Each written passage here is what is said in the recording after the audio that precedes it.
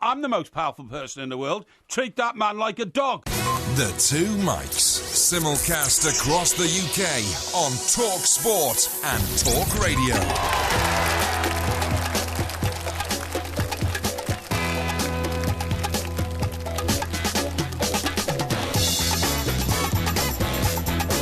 Good morning, I'm Mike Graham, he's Mike Parry. You're listening to the Two Mics, we're keeping you entertained throughout the night. I'm fully refreshed after having a well-earned rest in Italy. Meanwhile, Porky Parry has been working every single hour of every day, and he's going to be telling me what's been going on. Our last show featured the voice of one Premier League manager, and he's back again tonight. Disappointing. I think we had a few stretches in the game where we were pretty solid, but overall, our football and then the physical part of the game, we probably were second best. So that's the part that we have to continue to address. Bobcat Bob still looking for his first win at Swansea after losing 3-1 to Stoke. 08717 223344. Also coming up on the show, we'll keep you updated on the Vikings-Bears game in the NFL. We'll get the latest from the US election trail, and it's another sparkling edition of Listography. So get your suggestions in now. Yeah, you can tweet them to us at the Two Mics. You're listening to the Two Mics with me, Mike Graham, and Mike Parry on Talk Sport.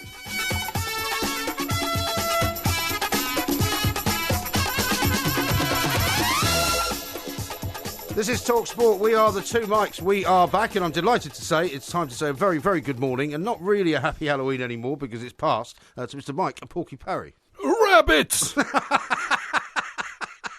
It is November 1. It is November 1, that's right. Yeah, I love still Bobcat. no victory. No. That's it, yeah. Have you noticed this thing, right? He has this breathing thing, doesn't he? Well, he talks, and then he kind of, while he pauses, he's still talking. Listen to this.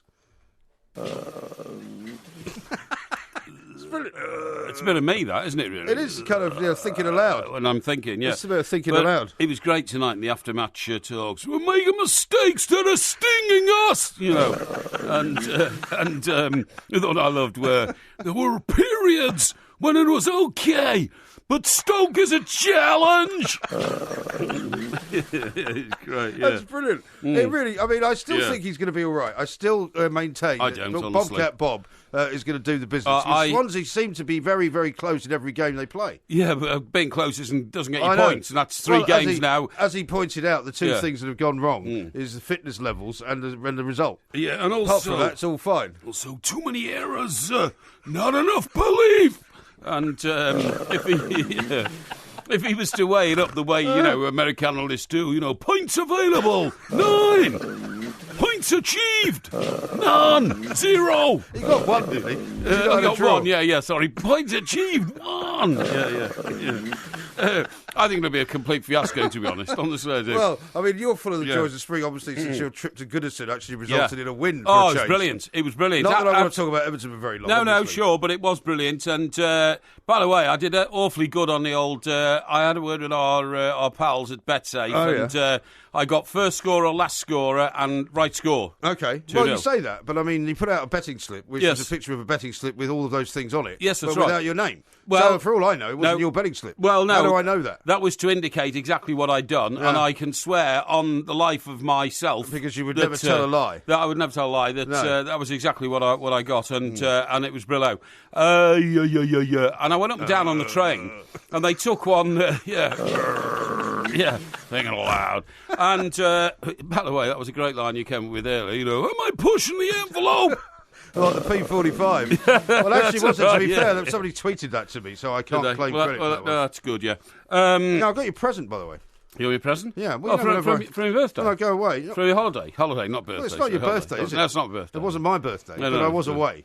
So I want you to accept this in the generous manner in which it has been proffered. Oh, right, I'll just explain to the audience. I have a bag here. It's got Etna Sicilia. By the way, I got the wrong name of the mountain. You said I was up Vesuvius. I thought you were up Vesuvius, which is in the Bay of Naples, of course. In Bay of Naples. Now, I'm looking into this, and I see a bit of rock. So I'm wondering if this is a bit of... This is a bit of Etna rock. Yeah, it's been forged out of Etna, yeah. But no, you're joking. Yeah, it has, yeah. Well, I have to say, this is very nice. It's a little owl, I think, isn't it? It's an owl, yeah. and it's painted, and it's made out of Etna rock. Oh, I'm going to take a picture of this and put it out, good. so I'm actually quite Well, pleased. you actually like that? I actually like it. Well, that makes a pleasant change. I was expecting you to hurl it across the room like you normally do. No, it's quite nice, thank you very much indeed. I've actually got a surprise for you, Have but you? I'm leaving it until tomorrow. Oh, okay. And it's to do with the shirt situation. Oh, is it? Yeah, but Okay. how is the shirt situation going? Well, funnily enough, just before I left, I was in conversation with the man who runs the dry cleaners. Yes. And he said, you go away on holiday and enjoy yourself. When you come back, we'll sort it all out. Yeah. By which I take it to mean he's going to present me with a large cheque. Well, you'd hope so. Well, You'd but I don't replace know. your shirt. But I don't know. So going up to Goodison and back on the old train. Yes. And they took off one of the 3 first-class carriages. Why? Absolute disgrace. Why? I don't know, Well, because... they wanted it for second class. I don't know. I'm not sure. But, I mean, that meant that, it was It very wasn't crowded. like Karen Brady's own carriage or anything. Was it? Well, that certainly wasn't on Karen Brady's own carriage, I see, by the way, I read a report of the weekend saying the only good thing you do in West Ham Stadium now is knock it down. Yeah. Literally, yeah. Well, it's not fit for football, It's they not say. fit for football. It's extraordinary, isn't it? The sight lines are so bad that it can never be adjusted for football, Yeah. therefore you'll always have tension amongst the fans, and that great areas of the ground are almost not visible from the pitch or the other way around. So it's impossible to police, in other words. Yeah, well, exactly, and there's no police radio system inside.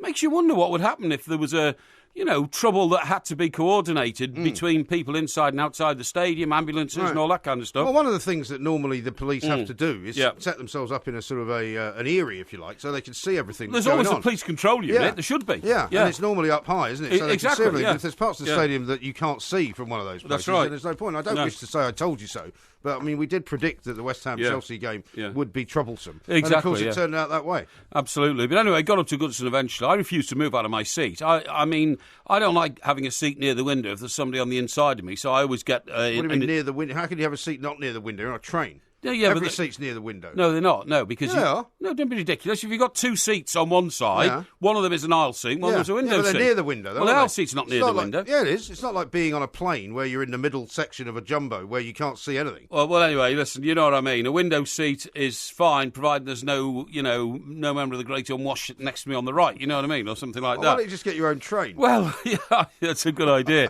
So I always get like a little table of 2, so that I've got space, my journals and to store my... Oh, what, so just one seat on each side? Yes, that's right, Yeah. to store my provisions on the other seat, you know How what do I mean? they do? Is it normally like 2 and 1 then? Is that how they do it?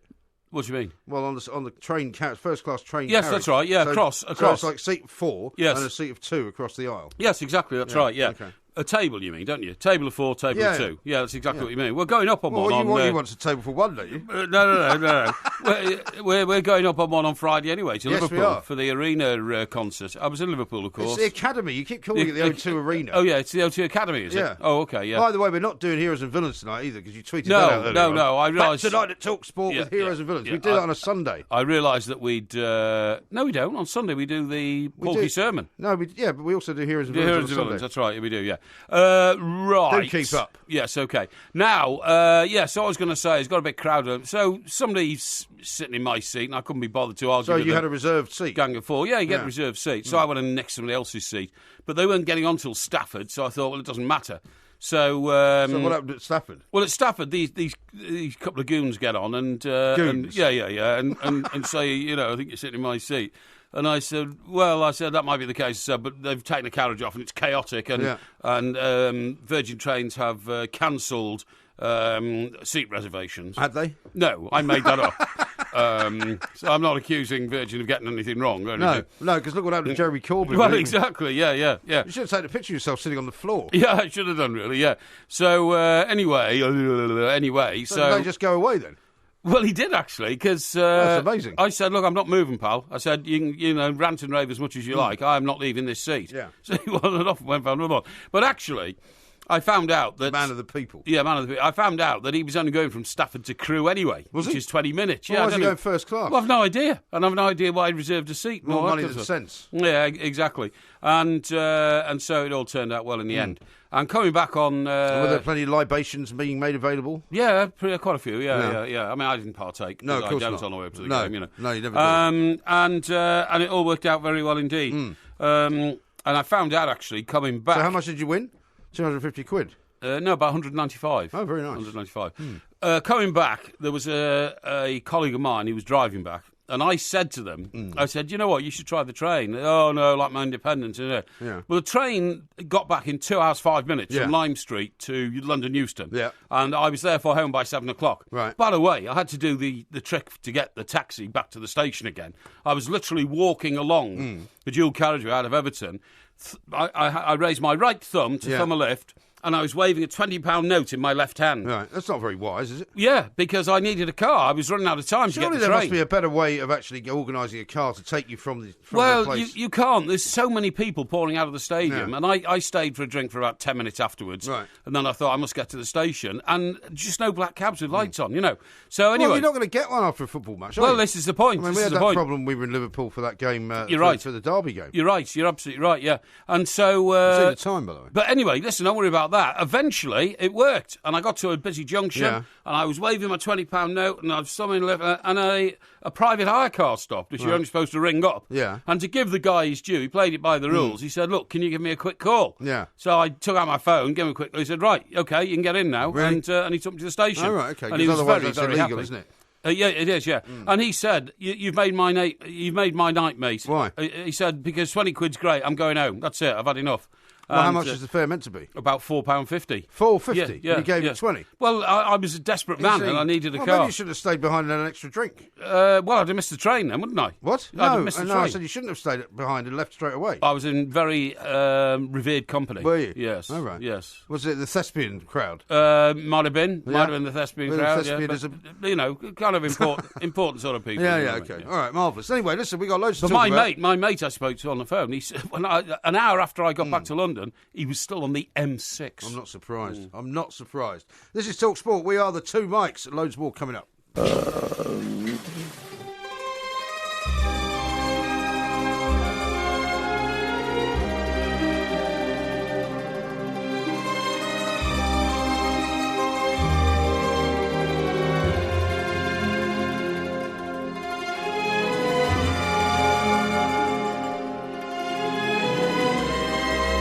Do you know, I actually went to the Godfather Bar. No. Which is a place called Bar Vitelli. Yeah. In a place called Savocca, Uh-huh. which is up a mountain. I mean, some of the roads in Sicily are quite spectacular. Yes. But if you're driving around at any speed, it's quite Yeah. dangerous, you know. Well, I should imagine. I saw you got a flashy little sports car to drive around in. I got that because of the kids, you see, because they said to me, and when you came to Mallorca and you saw the car we had in Yes. Mallorca, because in Mallorca cars are very expensive to hire. Yes. And they wanted quite a lot of money for a decent car. I wasn't in charge of the car in Mallorca, but we ended up having this little kind of Seat sort of, you know, two. What do you mean you weren't in charge of the car in Mallorca? I didn't book the car. Oh, who booked the car? Mother and my children booked the Oh, I car. see, right, And yeah. she's very much more conscious of money than I am. Right, I see, yeah. And yeah. so she decided that she would get this particular car. Right. And as soon as we got in it, Yeah. my kids' faces like thunder. Yeah. You know, because it's such a crap car. Yeah, And I exactly, said, well, yeah, I'm yeah. terribly sorry. I said, Yeah. I'll make up for it when we Yeah. go to Sicily. Yeah, I'll get you a better exactly, car. yeah, So, yeah. so I saw this, you know, sort of convertible Audi A3. Brilliant. And I thought, that sounds like the sort of car for me. But it was in a terrible state. Somebody had a big scrape up down the side. One of the Really? problems in Sicily is they have very high curbs. Right. And the curbs are literally about a foot high. A foot high? About a foot high. Yeah. Yeah. And so if you're anywhere near the curb, crunch the wheels. I mean, this thing had like scrapes all down the side of it, which were all marked when I picked it up. Hang on, did you not get a discount for driving around in a wreck? It wasn't a wreck. It looked a very nice car. Yeah. But it just had quite a few bumps and scrapes on it. A bit like the old Yeah. jalopy, you know. Yeah, yeah. But yeah, this bar, I don't know how well you know the first Godfather film, but you know when Al Pacino has to leave New York because he shot the police captain? Yes. And he goes to Sicily and he falls in love. Yes. And he has to go to a bar to meet the father of the girl that he's fallen in love with. Yes. To ask her out. Mm-hmm. And this same bar Really? is still there. Is that in Palermo? No, it's in a place called Savocca, Oh, which is Savocca, actually very close to where we were. I see. Which is on the east side of the island. Beautiful part of the world, by the way. Yeah. Taormina is a fantastically famous place. Did you see that picture I put out of the Roman amphitheatre? No. Which was actually built by the... What do you mean, no? Were you not looking at my Twitter when you were Well, I'm not sure I missed. I saw Well, that's one going to of be you. a great venue for the two mics. Oh, really? Yeah, it's okay. still in use because what they do is every year, like the Yeah. Venice Film Festival, they have the Taormina Film Festival, where everybody has been. You know, where Right. James Gandolfini was there the year that he died. You know, Taylor and Burton used to go there. Yeah. Robert De Niro, Sounds Marlon brilliant. Brando. I can see you're not interested at all. You're only looking away as I tell you all these names. No, it's brilliant. And I went to a bar in Taormina, and it's this town where you have to take a cable car to get to it, right? It's beautiful. Yeah. You can drive up if you want. And I suddenly said, right, that's the bar we're going to. It was called Wunderbar. Wunderbar. Wunderbar. That's And German, it used to be the favourite hangout of Richard Burton and Elizabeth Taylor. Really? And they used to sit there all day drinking. Crikey, I bet they kept the profits of that bar going I bet they did. very, very well when I they bet were they in did. town. Yeah, They were absolutely voracious drinkers, They the were. pair of them. That's Yeah. why they had so many rows. I know. Used to get drunk and forget what they were doing. And throw things at each other. And then forget the next morning. Well, that's why they got married so many times. Yeah. Now, talking about cars, Yeah. do you have any news on the car front? Yes, I do, actually. I'm What, getting a new car. You're getting a new car? Yeah. A proper car? A proper car, yeah, a new car. And Because is this to replace the jalopy? it is to replace the jalopy. So what's happened in your life? Why have you Well- suddenly got real Well, about, I suddenly a vehicle? realised, well, partly due to working on Saturday, actually, because I suddenly realised that, we had a couple of problems with me getting here on time on a Saturday, Yes. first of all, or on a Sunday because of the traffic. Yeah. But I've also come to the conclusion that it's not a very good idea to have a slightly unreliable car. Yeah, it's gonna heat up, isn't it, in although traffic Yeah, jams. although it's never actually broken down. No, exactly. But when I'm coming up, say, on a Monday, Yes. I've always got a bit more time. But if I haven't got so much time, I'd rather be in a car which I think is going to be a little bit more reliable, Right. and less likely to, or prone to breaking down. Right, okay. So that's really the reason.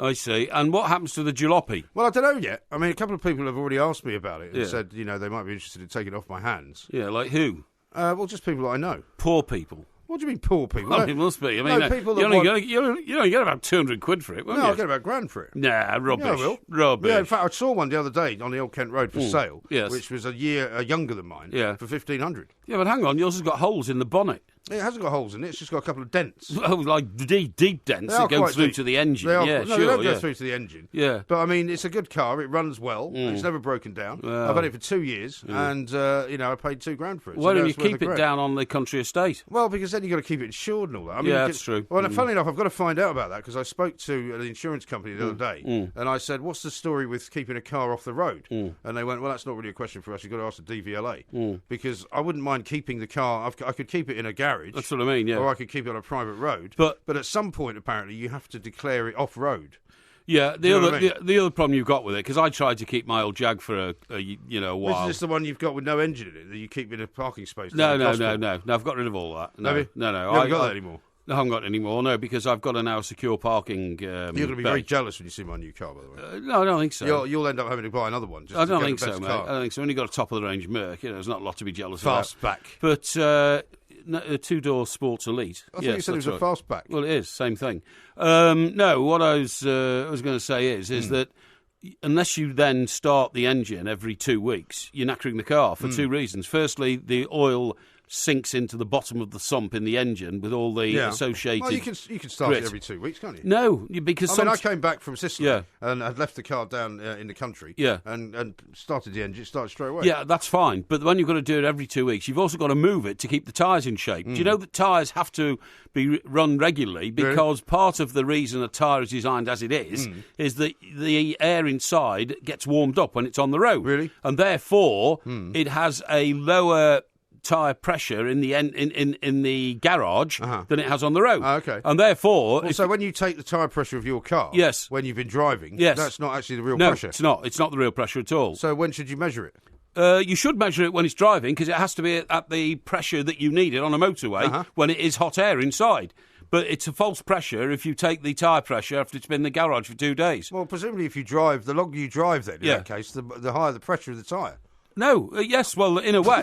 But I mean, what I'm saying is it gets to a maximum pressure because Why does it get to a maximum pressure? because they know the heat of the air inside will only get to a certain temperature. You see what I mean? Well, the air doesn't get any hotter, does it? Of course it does, you idiot. How do you think a tyre inflates? Well, the rubber part gets hotter, presumably. Yeah, well- No, not the actual air. There's air inside a tyre. Yeah. If the wall of the tyre is boiling hot But it's because not it's the- been rotating around on tarmac, then the air inside the tyre's hotter, you oaf. No. Can't the you work reason, that out? No, the reason for the tyre heating up is friction, right? Yes. That's the outside That's of right. the tyre That's right. against the surface of the road. Yes. That doesn't heat up the air inside. Of course it does. Why? What happens to air when you heat it? What? It expands. Yeah. Right? Well, that's what I mean. So if you're driving for say, 1,000 miles, Yes. presumably your tyres would be the size of some great bulldozer. No, because I've said to you there's a maximum pressure they get to. I mean, this is the principle on which hot well, air how do you balloons know? work. How do you know there's a maximum pressure?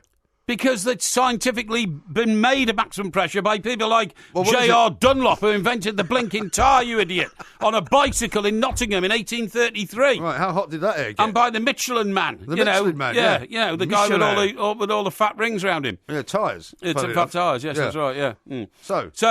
So anyway, that's all I'm saying. You can't leave a tyre. You leave any car standing, and you will notice within 3 or 4 months the tyres have gone flat. Because they do. Yeah, really. Yeah. Okay. Yeah. So I don't know what the answer is. I'm sure there'll be people out there who can tell me. Yeah. But you can only keep the car off road for a certain amount of time before you have to declare it to DVLA as permanently off the road. That's right. You know. That's right. And there's no point in keeping insurance on a car that no, you're there's not not. going to drive very much. I agree. There's no point in keeping it. I mean, really. I'd give it to my daughter was quite interested in getting her hands on it. Yes. But she's got nowhere to park it for one thing. Exactly. She lives in like central London. Yeah. Where's she going to put it? And also she hasn't got a proper licence. She's still got an American licence. Oh, really? To drive automatic cars only, I suppose? No, but she can't actually get insurance to drive a car in this country until she gets a British licence. Well, that's right, yeah. Although I never had that problem getting a car in America when I had a British licence. Over there it's not a problem. No, exactly. But you didn't buy one though, did you? No, I never bought one. I mean, it's I okay. had one She can on rent sort a of car. permanent lease, actually. No, she can rent a car. Well, no, but she can't buy it. But she can't get insurance for a car that she's bought. When I was in DC, all I had to ever do was ring up this company, and I said, "Look, I'm going down to Vanopolis at the weekend or something." Annapolis. Vinopolis. No, it's Annapolis. That's down by London Bridge. No, it's Annapolis, and it's it is actually. It's a winery, isn't it? Vanopolis. Yeah. Vinopolis. Well, it's a Conran restaurant. Oh, is it? Oh, right, okay. So I was going to Annapolis for the weekend. Annapolis is nice. Which is the home of the US Navy. Yeah. Not many people know that. Well, I do. Yeah, well, it is. It's the home of the US Navy. Well, this was where my daughter was rather disappointed when we went to Portsmouth. Oh, right. Because I think she was expecting kind of an Annapolis-type scene yeah. with all these young, Richard Gere lookalikes walking around in their whites. That's right, yeah. And, lots of beautiful oyster bars. And in fact, it wasn't like that at all. Well, the last time I was in Portsmouth Harbour, there were exactly no Royal Navy boats. Right. Well, berthed there aren't any, are there? There used to be berthed. No, there aren't any, no. Whereas if you go to Annapolis, I counted 50 ships, and that was only the sort of East Coast fleet. Yeah. They've also got one in San Diego. Right. So did you drive there then? Yeah, drove there. Yeah, really? Drove to Annapolis. Yeah, it was great. It was very nice. It's in the woodlands and all that kind of stuff. Well, it's on the coast. That's right, exactly. Yeah, there's not woodlands there. No, you go through the woodlands to get there. That's what I'm saying. Well, the forest. The forest. That's right. Of Maryland. The forest of Maryland. Yeah. Bobcat Bob. And unlike, only a bit further up 95. It's New Jersey. Unlike the New Forest, there are plenty of trees in the forests of Maryland. What happens when I go away? Yeah, exactly. You start hobnobbing with sort of female pop stars of the 1970s. That's right. Now they used to be Prince Charles's favourite band. Prince Charles's favourite band. They also, when I worked on the Birmingham Mail, they came over to West Brom because West Brom then had 3 great players. Laurie Cunningham. Who were the other two? I think. I can't remember now, but Laurie Cunningham was certainly one. Are you thinking of Cyril Regis? Cyril Regis, indeed. He was the second. I'm trying to remember who the third was. But anyway, it doesn't matter. They were great. And so they came over and did this picture thing. Anyway, you won't believe it, but the lead singer of the 3 Degrees is called Sarah Ferguson, right? No. Is it Ferguson? Sheila Ferguson. Sheila Ferguson. Sheila. What did I say? Sarah. No, Sarah. No, sorry, I'll tell you about Sarah in a Sarah's minute. the other one. That's right. Now, Sheila Ferguson. So anyway, a friend of mine of who I've become... Is that Sheila? No, it's Sarah. It's Sarah. Sarah, a friend of mine. So it gets complicated. You've got all these women with names beginning with C. A lady called Sarah's a friend S, of mine. rather. And I was in touch with her over the weekend because I couldn't be there in person with her because I was in Liverpool watching Everton. Uh-huh. And she told me that her friend, Sheila Ferguson, was staying with her. Yeah. In her swish sort of London... pied de terre. Oh, yeah. Pied de terre. Pied de terre, that's the one. Pied de terre. That's right, the pied de terre, that's right, yeah. And amazingly, and I said, wow, sending my best wishes, loved her. That wasn't my favourite song, actually, from the 3 Degrees. What was it? The one I loved was Year of Decision. Really? Which is the first Well, that's one. the one everybody knows, though. Well, I suppose it is. You again? Well, I tell you what that song reminds me of. When I was sort of, in my disco phase and all that, the minute that Noel Edmonds' brother. Yeah, that's right, yeah. The minute that you knew one of your mates had suddenly got captivated by a woman was when you saw him sitting in the corner staring into her eyes. Right. Well, When Will I See You Again was being played. Oh, right. Okay. That's right, yeah. And then, you know... It's not normally the song that you left people's houses to as you were walking out after quick Rogerisation. No, that's right, you know, and you know, you knew you'd lost your mate then because his dreamy eyes were, oh, and I see you again, singing to his girlfriend. Well, much to my amazement, while I was monitoring your activities on Twitter while I was away, there's a tweet here from Sheila Ferguson. That's right. Who still looks tremendous, by the way. Oh, fantastic lady. Who says, underneath your other friend's Twitter, Yeah. looking forward to meeting and partying with you, dude. Yeah, that's right. Ferg. That's me. And that's attached to you. That's addressed to me. Yeah. That's right. I know. That's fantastic, isn't it? Yeah. Well, when are you going to see her? Well, I'm sort of And working am I invited? I'm working and are there any other 2 degrees involved? Well, listen, mate, I've got a reputation to protect. You're not coming with me on the first visit, believe me. Yeah. Never see the lady again. It's a bit old for me, actually. But that's pretty honest. sensational, that, isn't it? Don't be ridiculous. Of course she is. She's about 70, isn't she? Not ridiculous. Don't Well, be how such age an do you think idiot. she is then? Sheila Ferguson? Yeah. I don't think you should talk about ladies' ages. I think they have inherent beauty within and without, and it's not necessary. Okay. She's a very elegant and good-looking woman. She looks like a great woman, absolutely Yeah. right. I'm sure she'd be a great person to hang out with. Well, I totally agree. Well, And I don't see what she would see in you. If she wants to hang out with me, that's pretty good, isn't it, eh? Now then, I'll tell you what I want to talk to you about. I want to talk to you about the fact that 61 years ago today, the first fish finger factory opened. How about that? Don't you think that's She was brilliant? born in 1947. Yeah, 47. 47. There's There's that number again. 47, yeah, that's weird, So isn't that it? makes her nearly 70. Well, I never talk about women's ages. Well, you I'm don't need telling to. you what she is. Well, I think that's unnecessary and rather ignorant of you. All right. And I'm not getting involved in Well, I such a thing. apologise for appearing Yes. to be ignorant. Yes, exactly. Thank you. Right, here Fish we go. fingers. Here we go. The fish finger came to Britain's dinner table 61 years ago today. I'm sure we did something on fish fingers, No. some anniversary. Did we do the 60th anniversary, maybe? Well, maybe, I don't No, know. something But a year ago. But anyway, guess where the first one was? Great Yarmouth, Norfolk, right? Rolled off the production line at the Bird's Eye factory in Great Yarmouth, Norfolk. Yeah. A packet cost surprised. 1 shilling and 8 pence. How many in a packet? 10. 12, I think. Is it? Yeah, it was It's 12 normally now. 10. Is it 12 now? Yeah, I think you get 10 and 2 free ones. Well, you make the Yeah. fish finger pyramid famously, don't you? Yeah, I do, yeah. Well, yeah. how many did you get out of a packet for 12. that? 12? Yes. Are you sure it's not 10? No, it's 12. I know it's 12. Because I eat them all. How do you make a pyramid out of 12 fish fingers? And I count them as I eat them, so, you know... Yeah, but how can you make a pyramid out of an even number? Quite simple. Really? Quite how many simple. on the bottom? 6. 6 then, followed by? No, sorry, on the bottom. Yeah. On the bottom. Yeah. 5. Yeah, followed by? 4. 4, that's 9. 3. 12. Huh? That's 12. Sorry, it's the other way around. It's 4 on the Right, bottom, 4. followed by 3. 7. No, what I do is I have 2 rows of 4. It's 2 rows. 10, isn't it? No. It's 10. It's not. It It's is. not. It's 12. I promise you. I have 2 rows of 4 Yeah. to give it a solid base. 2, that's 8. That's 8, and then. Yeah, that's right. This is right. 3 and No. 1. 3 and 1. So 2 rows of 4. Yeah. Then 3. Yes. Then that's not a pyramid. It is. No, it's not. It is. It's just a collection of fish fingers. It's pyramidical. Anyway, listen. Let me. It costs 1 shilling and 8 pence, right? Right. And Worth every penny. worth every penny indeed. Yeah. By the way, should we mention that we've got our live show on a podcast now that you can go and buy for 89 pence? Yes, indeed, you which can. I think is very, very good value. It's Somebody's just Yeah, accused you me. would, wouldn't you? Yeah. Somebody's just accused me of making enough money out of it to buy a car. To sell about 100,000.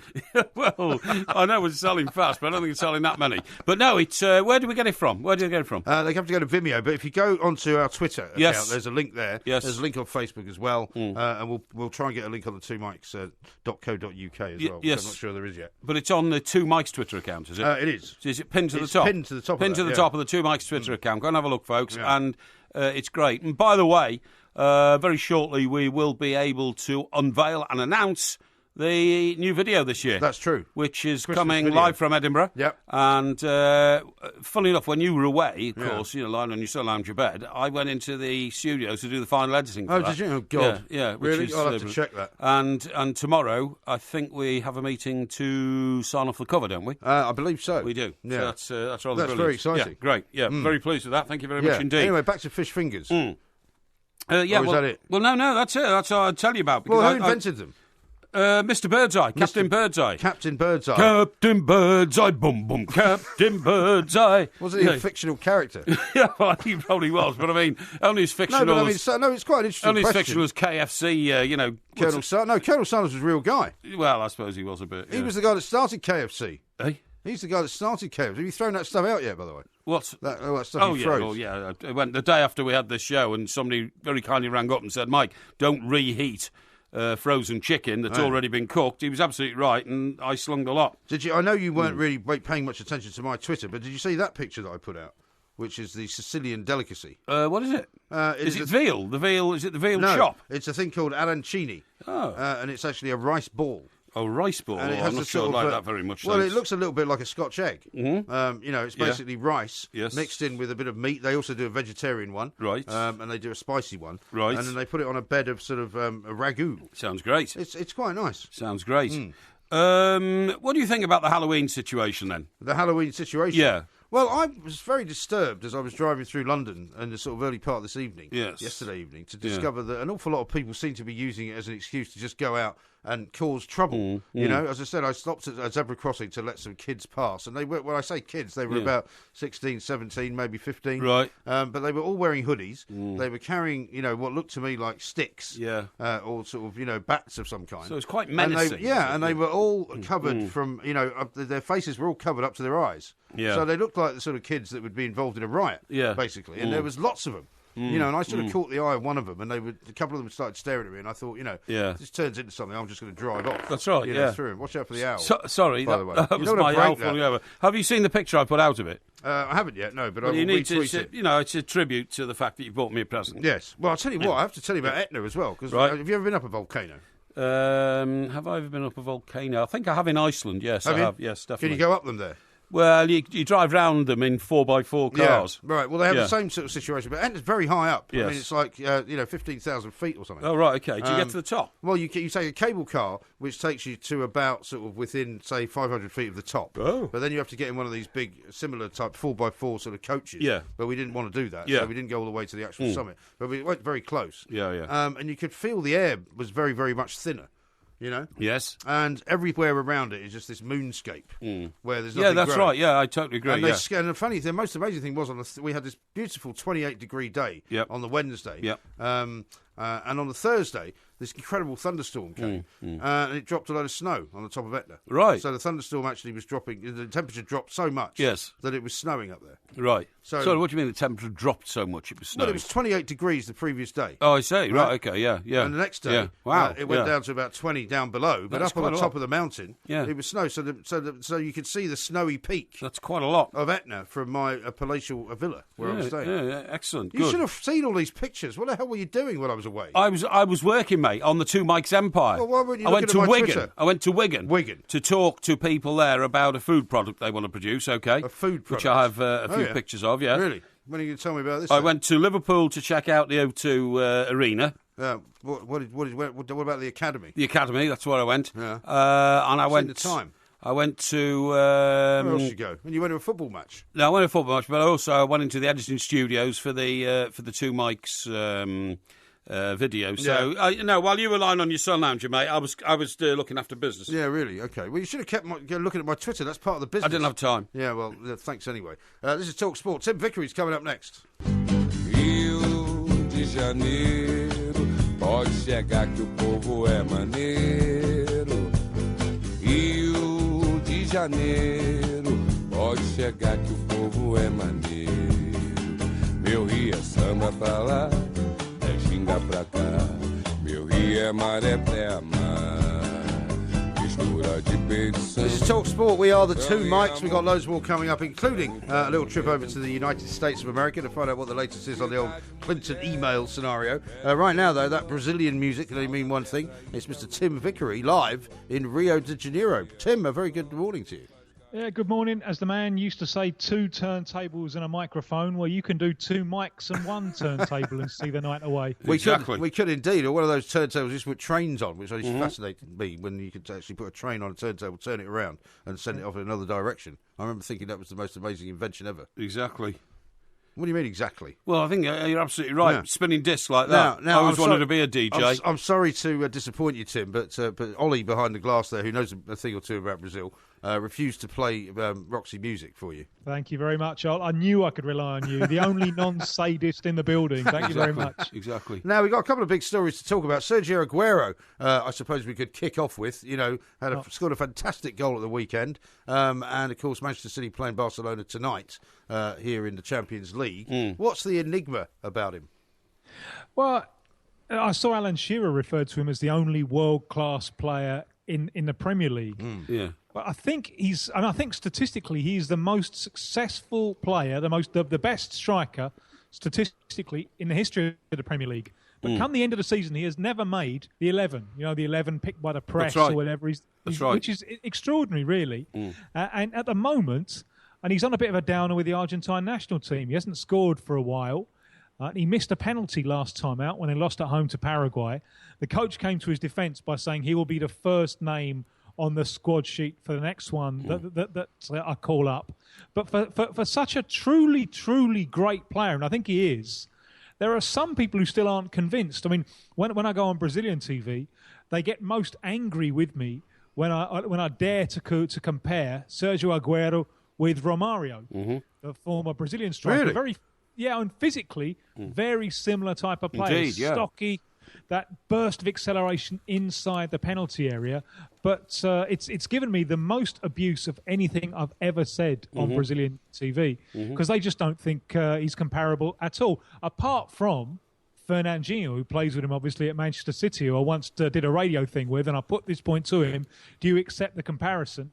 And he said, yeah, no problem at all. I think if you could make one big difference between them, and Pep Guardiola alluded to this a couple of days ago, I think, it's that Aguero's such a nice guy. Perhaps a little bit too nice. I think Pellegrini said this to him as well, because Aguero, with the talent that he has, he should be getting on the podium for the FIFA World Player of the Year. I think he's that good. Yeah, I agree. But perhaps he's just a little bit too nice. And that is one thing you could never ever say about Romario. No one has, even his own mother. You need that killer instinct, don't you? And I mean, they were saying at the weekend as well how it seems like Pep Guardiola's got him sort of working a bit harder and running back a bit more and all that kind of thing. That's right. But does he not have to make his mark in the Champions League, really?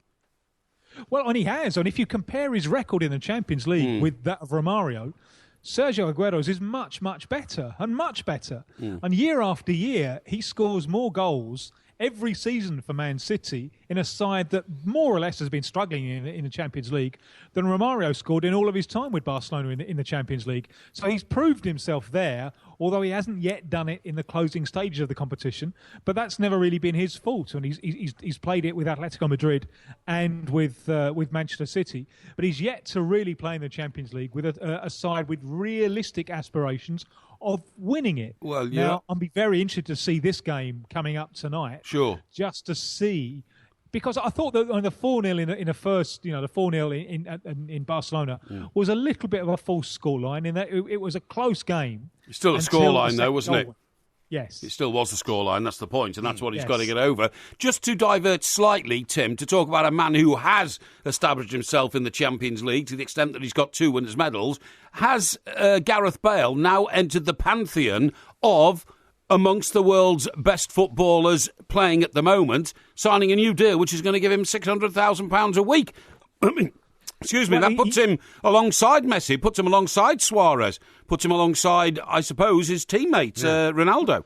Well, he is for me. I watched him as a Tottenham fan just as he exploded, and I well remember that game against Inter Milan. Yeah, I do. When the keeper was sent off, and they were something like 4 goals down, and then he just went to town. He took Brazil's right back, Maicon. Yeah. He just took him to the cleaners, and it was an extraordinary performance. What mitigates against it is the flip side of that decision of going to Real Madrid, where he's not the big star as he is with Wales. And he seems like, and I was worried about him when he went there, just because, people around him at Tottenham and so on would say how nice he is. Again, you do need that ruthless streak. And I wondered if he'd get walked over a little bit at Real Madrid with all the egos in there. And there's one ego which is bigger than everyone else. But he hasn't been walked over, has he? He hasn't. He's done better than I expected. And he seems to be holding his own very, very nicely indeed. If he played for any other club, I think he would stand out all the more because he's a remarkable player. But that's the flip side of his decision to go to Real Madrid. Obviously, had he stayed at White Hart Lane, we'd have won the Champions League by now. Yeah, you would. Obviously, yes. Well, but you might have to be more concerned. No, you would. About, You'd certainly have won the Premier League. Well, you might have to be more concerned about Mauricio Pochettino being poached by Real Madrid. No. Yeah, well, that's very likely, isn't it? Well, I don't know, the new stadium, so he's had a chance of being in there at a moment where the club moves from one level to another level. Big capacity stadium, and with the work that he's done, a young team growing together. So, I think there are some very persuasive arguments for staying where he is. I think he'll go to Real Madrid next summer, actually. But anyway... Nail his feet to the floor. Tell him he can't move anywhere. It's all going to depend on how Zidane does in the Champions League and in the La Liga as well. Exactly. Let's talk about Carlos Alberto, who died recently. You see, I think this is overblown rubbish, this, Tim. All this about, he scored the greatest ever goal and, it was the most beautiful goal in the most beautiful game. It was a good goal. It was a good passing move and all that. But blimey, I've seen better goals in the Premier League over the last 10 years than that one. What, than Carlos Alberto? Yeah, of course I have. The only reason he hit it so smoothly was it bobbled on a lump of turf that had come out the ground just before he hit it. He actually said it sat up for me and bang, I whacked it, But I mean, it was a goal. Well, he did whack it though, didn't he? Yeah. Divine intervention there from the ball. It's an interesting point, Mike, and it's a point that I've heard from people who are less than half your age. Right. But I haven't heard it from many people who are, our age or, I'll tell you why. Because, that was the first World Cup that was broadcast live around most of the world, and obviously in English in colour as well.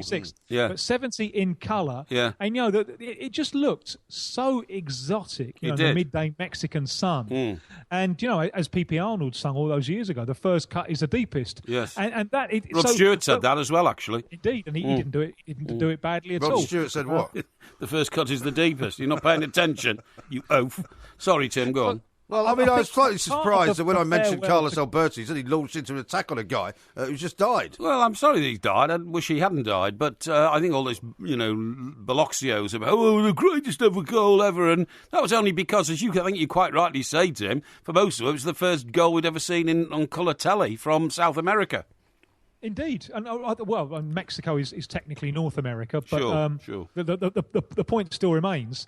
And I think if you've watched the Premier League over recent years, you will have seen many goals that are similar or even better than that one. And to be honest, and I love the goal. I have a subjective emotional love for that goal. But to be honest, the game was already dead. Italy could hardly put one foot in front of the goalkeeper should have saved it because it came right across the goalkeeper. You know what I mean? It wasn't like it was a screamer into the top corner. It literally flashed straight past the goalkeeper. Very, very quickly. Well, yeah, but goalkeepers are supposed to react quickly if they're World Cup goalkeepers. Well, I think you're being unnecessarily mealy-mouthed. No, I'm not being mealy-mouthed. It was a spectacular balletic construction of a goal. You don't think it was very good? Well, I didn't. All I'm saying is, Matthew Simons, who is a great columnist for the Times over here, Tim. Yeah. Uh-huh. He said, and I know Matthew well, and he's a highly intelligent man. He's an You're talking about Matthew Said. Matthew Said, yeah. Not Matthew Simons. No, not Matthew Simons. No, somebody else. Yeah, Matthew Said, and he said every time he sees it, because he has a clip of it somewhere within his system, he cries. But what are all these people going around? The goal. You don't think he was just using journalistic license? Well, he said he cries every time he sees it. Well, I'm sure, Mike, it's overshadowed for you by the fact that Everton won the league that season. So your subjective memory of it isn't quite perhaps as deep as everyone else. I totally agree. I totally agree. That's what we're celebrating. I think we're not just celebrating the fella who scored that goal and played for that team. We're celebrating a kind of golden age of World Cup innocence. When the World Cup was a huge, huge event. It was the only chance that you got really to see live football. It was the only chance that you got to see all these players from all around the world. And part of the beauty of the World Cup was, you hadn't heard about the players beforehand, so you discovered them during the course. Oh, I totally agree. I think that's very much a part of it, Tim, because, for example, was it last weekend where for the first time ever no English players scored a goal in the Premier League? I think so. And, hang on, Ross Barkley did. No, I'm talking about previous weekend. No, previous weekend. It was the first weekend ever, I think, where no goal was scored by an English player. And so, you look at, as you say, it was very exotic. It was, the chance to see these very, very talented players who looked different, who played different, who took a completely different attitude attitude to football. The guy and that's who, gone now, hasn't it? The guy who captured my imagination, and I've loved him ever since, Tim, was Rivellino. I mean, he had that sort of moustache and that sort of strutting gait of his. He was kind of Cristiano Ronaldo of his day. The first time I ever met him, he had a football school in a neighbourhood of Sao Paulo, quite picturesquely called Brooklyn. Really? And he was just sitting outside his football school in his string vest, looking every inch the kind of immigrant from Italy, which effectively he is. Yeah. So, Rivellino? Imagine him, bad shave, droopy moustache, string vest, afternoon, bit of a stomach these days, and that's what Rivellino is. No, not to me, he's not. He's that man in that... I mean, the other great thing about Brazil, of course, is that their strip was so beautiful, wasn't it, compared to everybody else's? How many colours in the Brazil... It was made for the sunshine. It was made for the, to glint in that Mexican sunshine. There's a pub question. How many colours are there in Brazil's national strip? 3. 4. 4? Yellow, green, blue and... white in there. Yeah. Yellow. The socks are white. Socks are white? Yeah. Okay. Yeah, 4. Well, thanks for that. Okay. It's a very fascinating piece of information. Yeah. Tim, we're out of time, unfortunately, so we've got to go, because we wasted a lot of time talking about how many colours are on a Brazilian strip. We wasted 10 seconds, and you're not, because you didn't know, you thickhead. This is Talk Sport.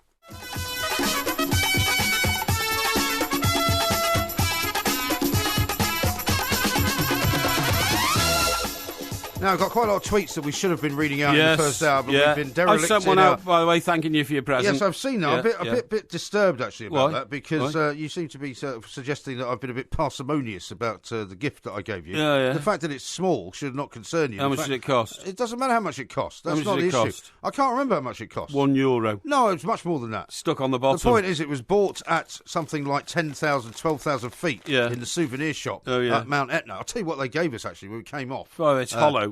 Eh? It's hollow. What do you mean it's hollow? Well, I thought this was a lump It's made of lava. Of lava rock. It's made of lava. But it's hollow.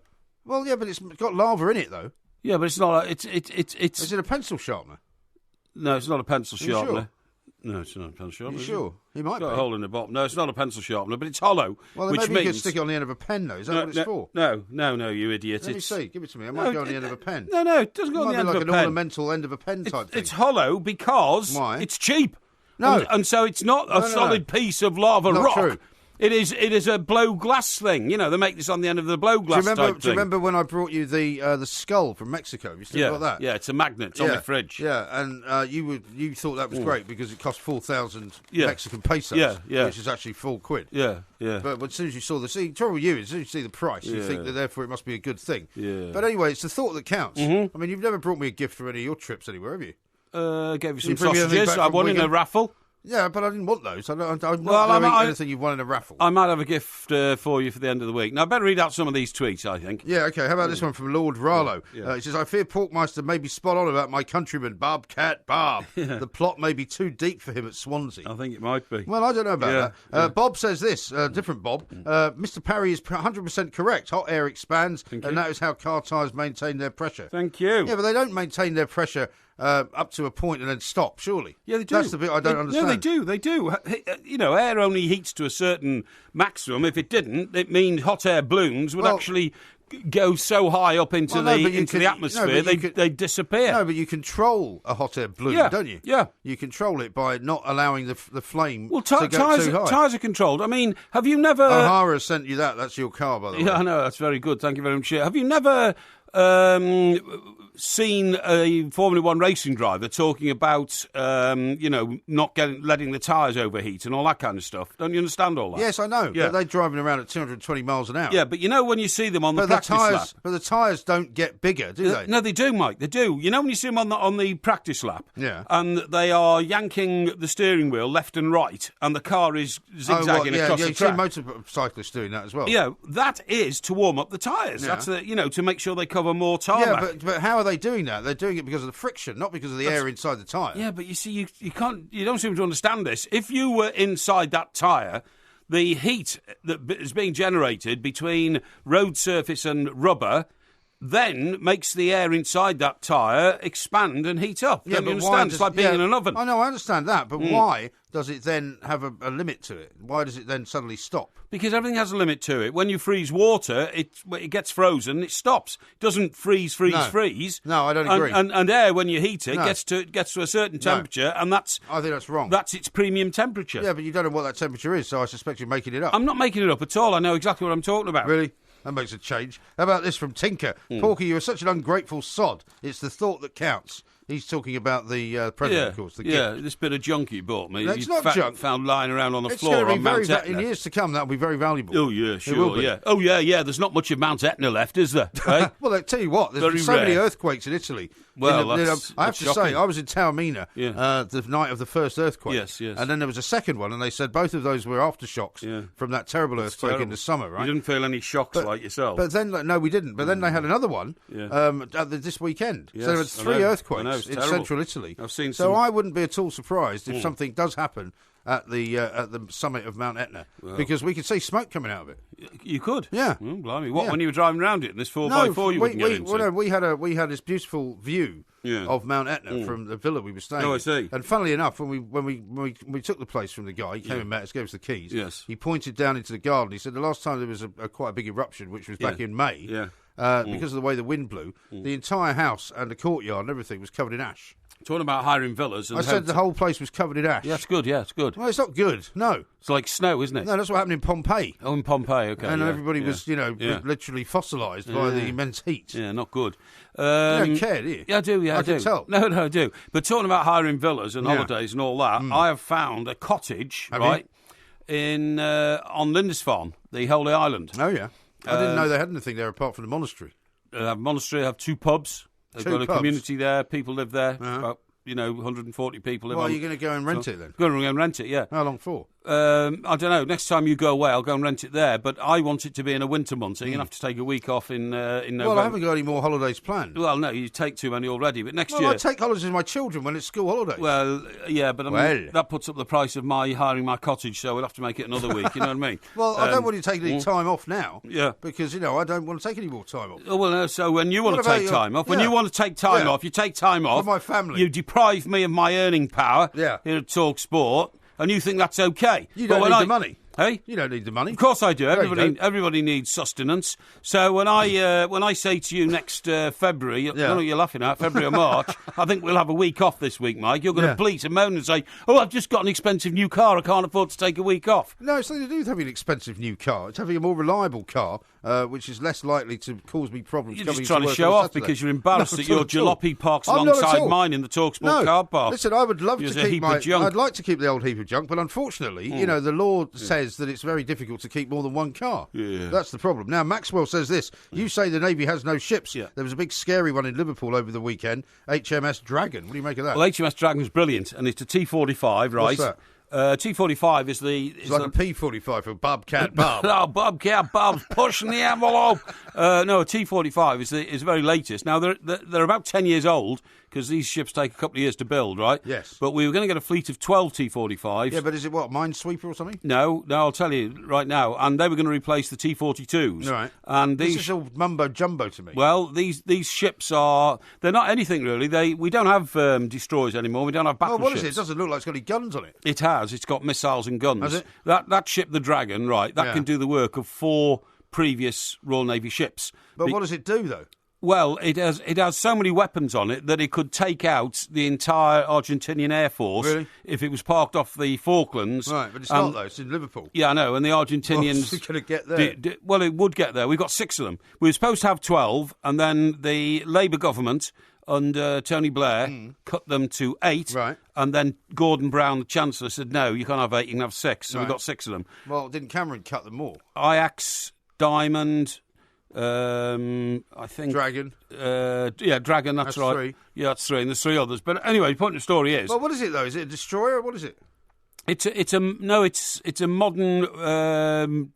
It's the most modern warship in the world. Well, it must be a destroyer, then. Well, I suppose it is, but they have a new classification for it. They just call it the T-45. Right. Now, you say it couldn't do anything off the Falklands. That ship parked in Liverpool on the Mersey Yeah. could take out a cricket ball that was being bashed about on a playing field in New York City. Why would it want to do that? Well, just in case it wanted to. Okay, that's how They don't play cricket there anyway. they do. I played cricket in New York, didn't you? New York, against the New York Cricket Club. No, I did. Did you? Yeah. Well, you're a good cricketer, though, aren't you? Sorry. You're a good cricketer. Yeah, pretty good cricketer. Played for Kingswood Chester Third 11, and I tell you what, we played against the.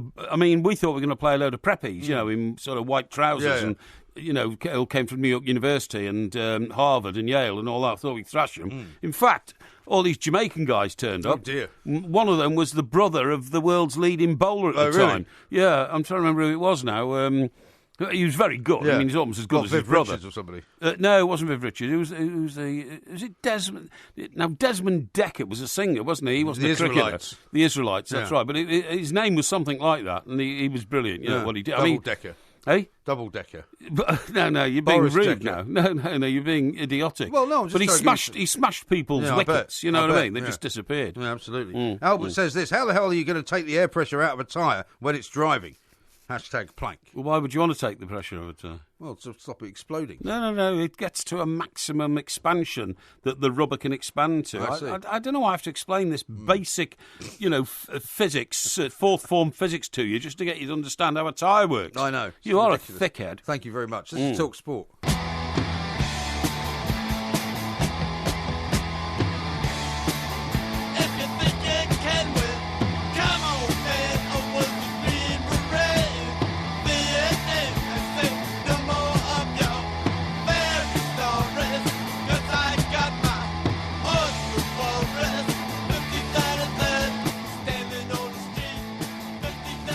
You know who that is?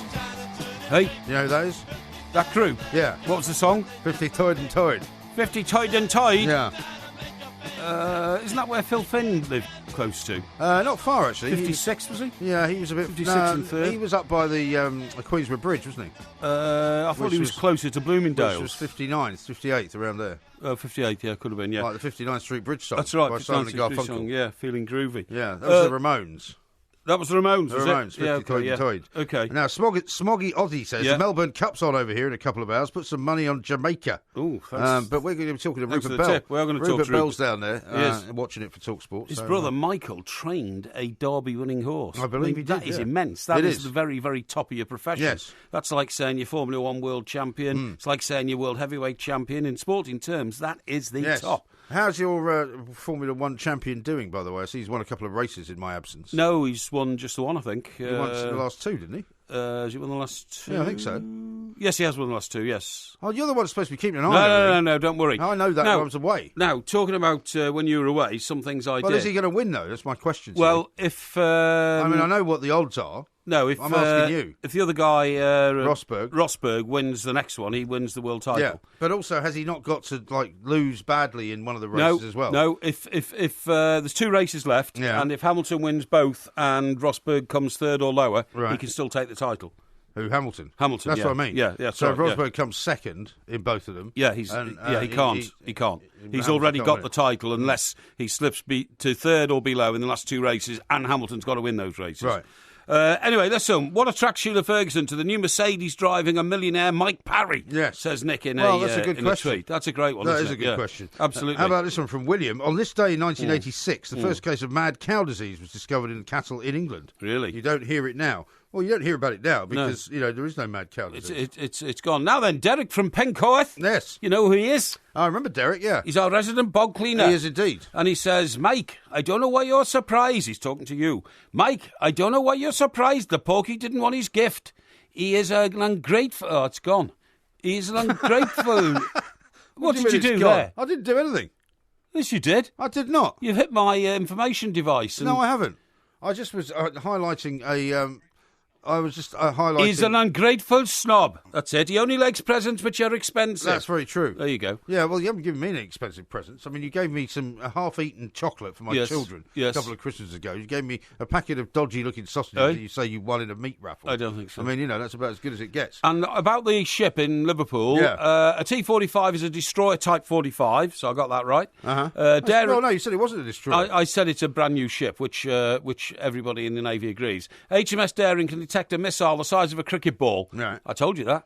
Best regards from Peter. Your cricket ball analogy was slightly in the Yellow different, Submarine. wasn't Thank you it? very much indeed. Now, I want to tell you about an incident that happened to me while you were away. Oh, yeah. So I went up to Wigan. Is it an embarrassing incident? No, it's not embarrassing. It's weird. So I went up to Wigan. Yes. And I have to say, I haven't been on the M6 for a while. It is the worst road in the world. Well, it can't be worse than the M1, surely. It's worse than the M1. Because the M1 has literally been under construction. Yeah. Between sort of, I would say, Woburn and somewhere like Leicester. Yes, that's right. For the best part of about 3 years. I know, and but on the M6, right, you had mile after mile after mile of these 50-mile-an-hour restrictions and, average speed limits and all that. Right. Not only that, absolutely terrifyingly stressful, because what they've done is they're working on the middle of the motorway. Right. I don't know why. Yeah. I don't know what why. do you mean, like the central barrier? Well, the thing is, there's these concrete things all the way up, and they're meant to work in the middle, so they must be widening the road from the middle, I suppose. Yeah. But it meant that they've crushed 3 lanes into the space of 2. Right. And so you are So the literally... narrow lanes, yeah. Very, very narrow Well, remember that lanes. story I told you when I'd gone up to Birmingham Yeah. before we did a show up there? Yes. Myself and Dave, and That's right. we were nearly killed by a lorry. Which was being driven by such a madman on those narrow lanes. Yeah, that's right, yeah. That he tried to basically knock us off the road. Yeah, I know. Absolutely disgraceful. And so you're already very stressed out. You've got to keep the limit down. People driving up on your bumper, trying to get you to go faster and all that kind of stuff. When all of a sudden a car pulls up alongside me, a 4x4, and stuck with me, and I couldn't quite understand why, because I was doing about 45 miles an hour, because I didn't want to get a speed ticket, obviously. No, of course not. And then it started flashing its lights. Right. And as it was alongside me, I couldn't quite see what this guy was doing, but he put on his flashers, you know what I mean? So I could what see, you mean, like it's hazards? It's hazards. So I could see the one at the front and the one at the back was going, and I thought, I don't know what's going on here. Then, all of a sudden, he moved forward a bit, and the back window of his car opened, and a very young kid leaned out, almost touching my car. That's how close we were. Yeah. And started waving his phone at me. Right. And I thought, what is this kid doing? Yeah. You know, what So was the kid now level with you? So the other car was slightly ahead of you? Yes, that's right. That's absolutely right. The back window of this car was level with me. Yeah. And I thought, what is that kid doing? Now, I'd just come out of a services where I'd filled up with petrol. And I remembered in that services, because you're thinking in a split second, what's going on here? And I remember I'd sat down and I was running through my phone for messages and things, which you can't do when you're driving, obviously. And, I'd sent a few messages and tweets and all that. And it suddenly occurred to me. I don't remember you sending me one. No, I didn't send you one. You were on your Sun Lounger. I couldn't care less about you. I was on a Sun Lounger. I was involved in an historic and cultural visit to Sicily. Anyway, so in that split second, I'm thinking, hang on, have I left my phone in the services? Oh, what, you thought he was waving your phone at you? Yeah, I did, yeah. Well, what was he going to do, pass it to you? I don't know. I don't know what he was going to do. I don't know whether he was going to say, ring me or number or something. I don't know what he was saying.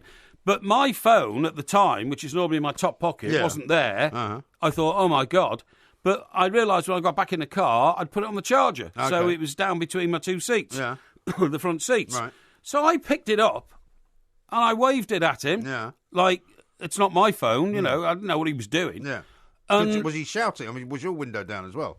No, I didn't put my window down because, to be honest, it was getting dangerous. I didn't know whether the kid was going to reach over. Then, of course, I thought, maybe his dad is a fan and he's taking a picture of me, seriously, because he started then taking pictures.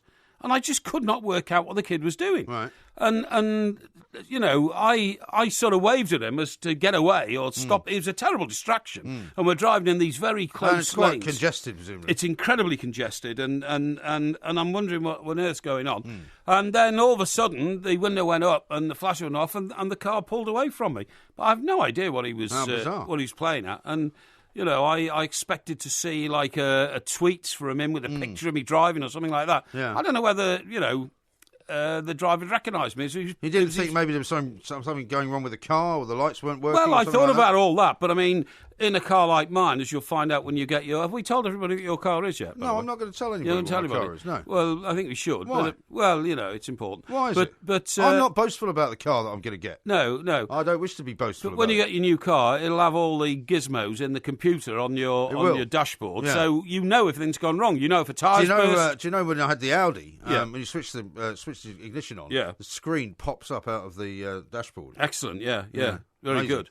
That happens, I think, on the Jags these days, Does it? Yeah, this sort of swivels round. But anyway, well, the point is that I would know if a tyre had burst. Yeah. I would know if I'd run out of fuel, obviously. Would you know if one of your back lights wasn't working, though? Well, that's what I'm wondering. Yeah, but I didn't have my lights on. It was middle of the afternoon. No, but like one of your brake lights or something like that. I don't know. I don't think I'd brake much. I was crawling along at about 45 miles an hour in this restricted zone. Anyway, well, maybe that was it, though. Maybe I've solved your problem. Maybe it was one of your brake lights is out. No, if I would know because it would come up. It would come up on your definitely. I've had it before. It will come up and say, check lighting or check tyres or check pressure, check brakes. Right. But I'm getting a message now. Please ring, Epsom Mercedes to book your next service, and all this kind of stuff. It tells you everything that you need to know. Doesn't it? Shouldn't it just book it for you? Well, it comes up with a button, and it says if you press this button on your touchscreen computer, they'll put you straight through to the garage. Oh, yeah. I mean, it's amazing, and I haven't done it yet because I didn't know which day I was going to do it. Right. Because these idiots at no, I can't say that. I'm sorry. I'm sorry.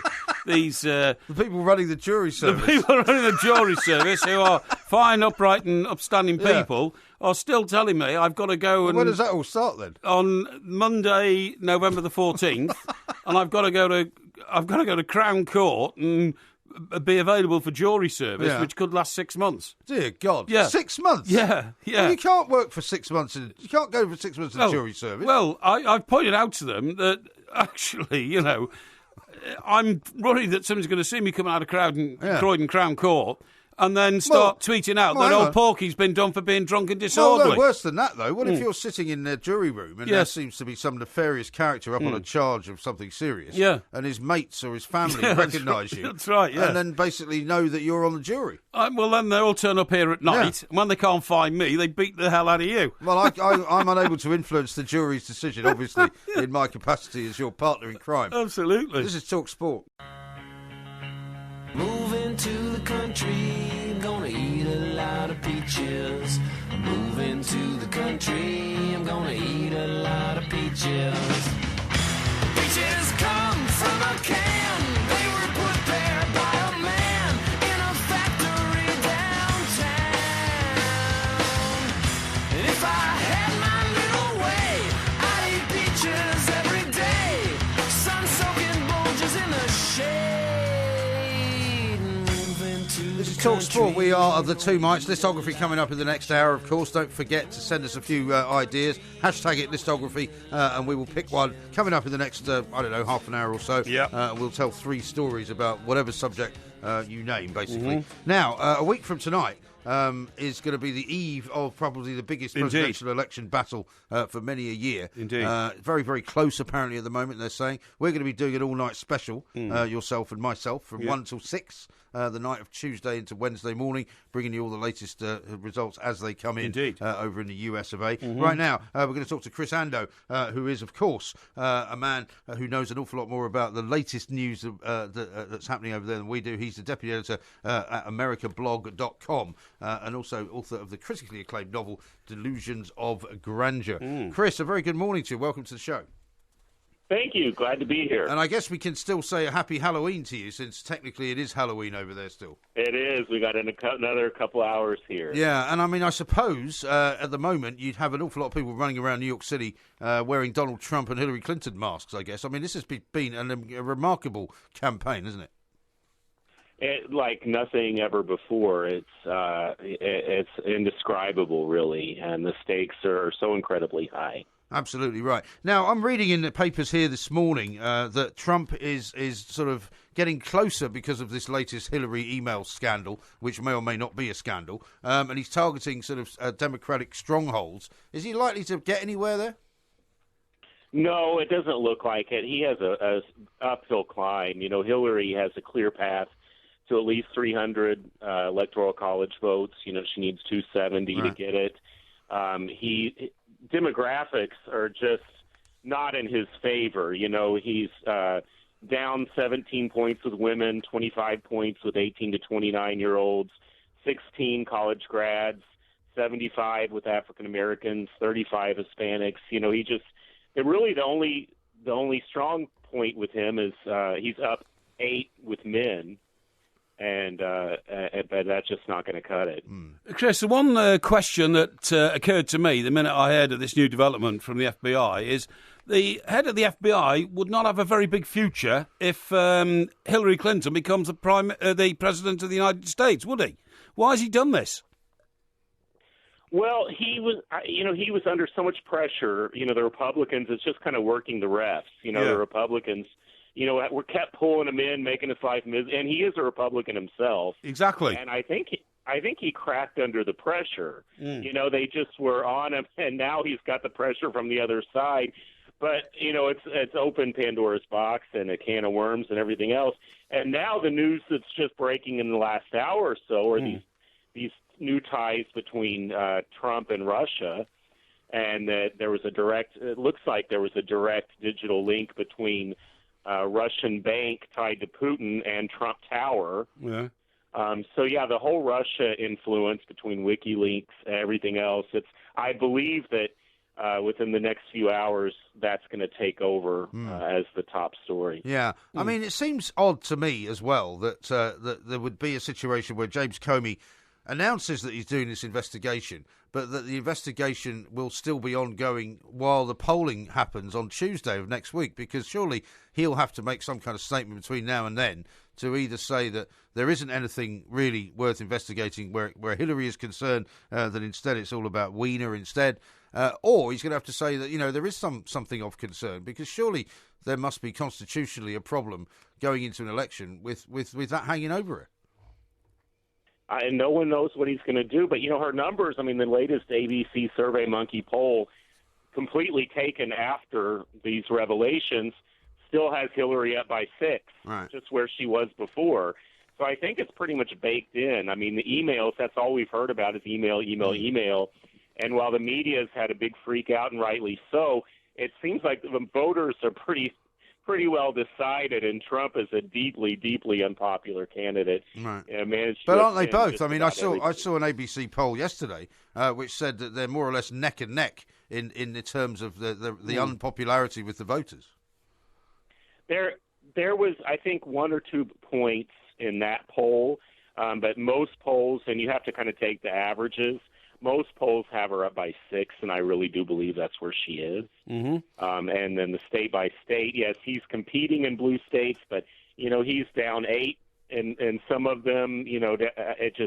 And Utah is a wild card because the third party candidate may get Utah, which that would just make it. Trump pretty much has to win 6, 7 states that he's not favored to win in order to pull this off, and I just really don't see that happening. What Comey is doing is increasing Republican enthusiasm, which could hurt down ballot. Isn't Florida the key state to both of them, Chris?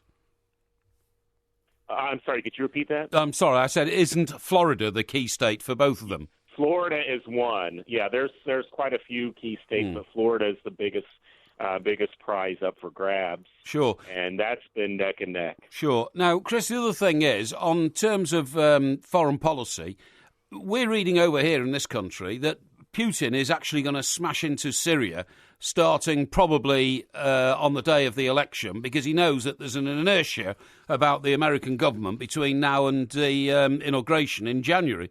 For that to be allowed in the world means there's something terribly wrong with the process and the way that the American election is being handled.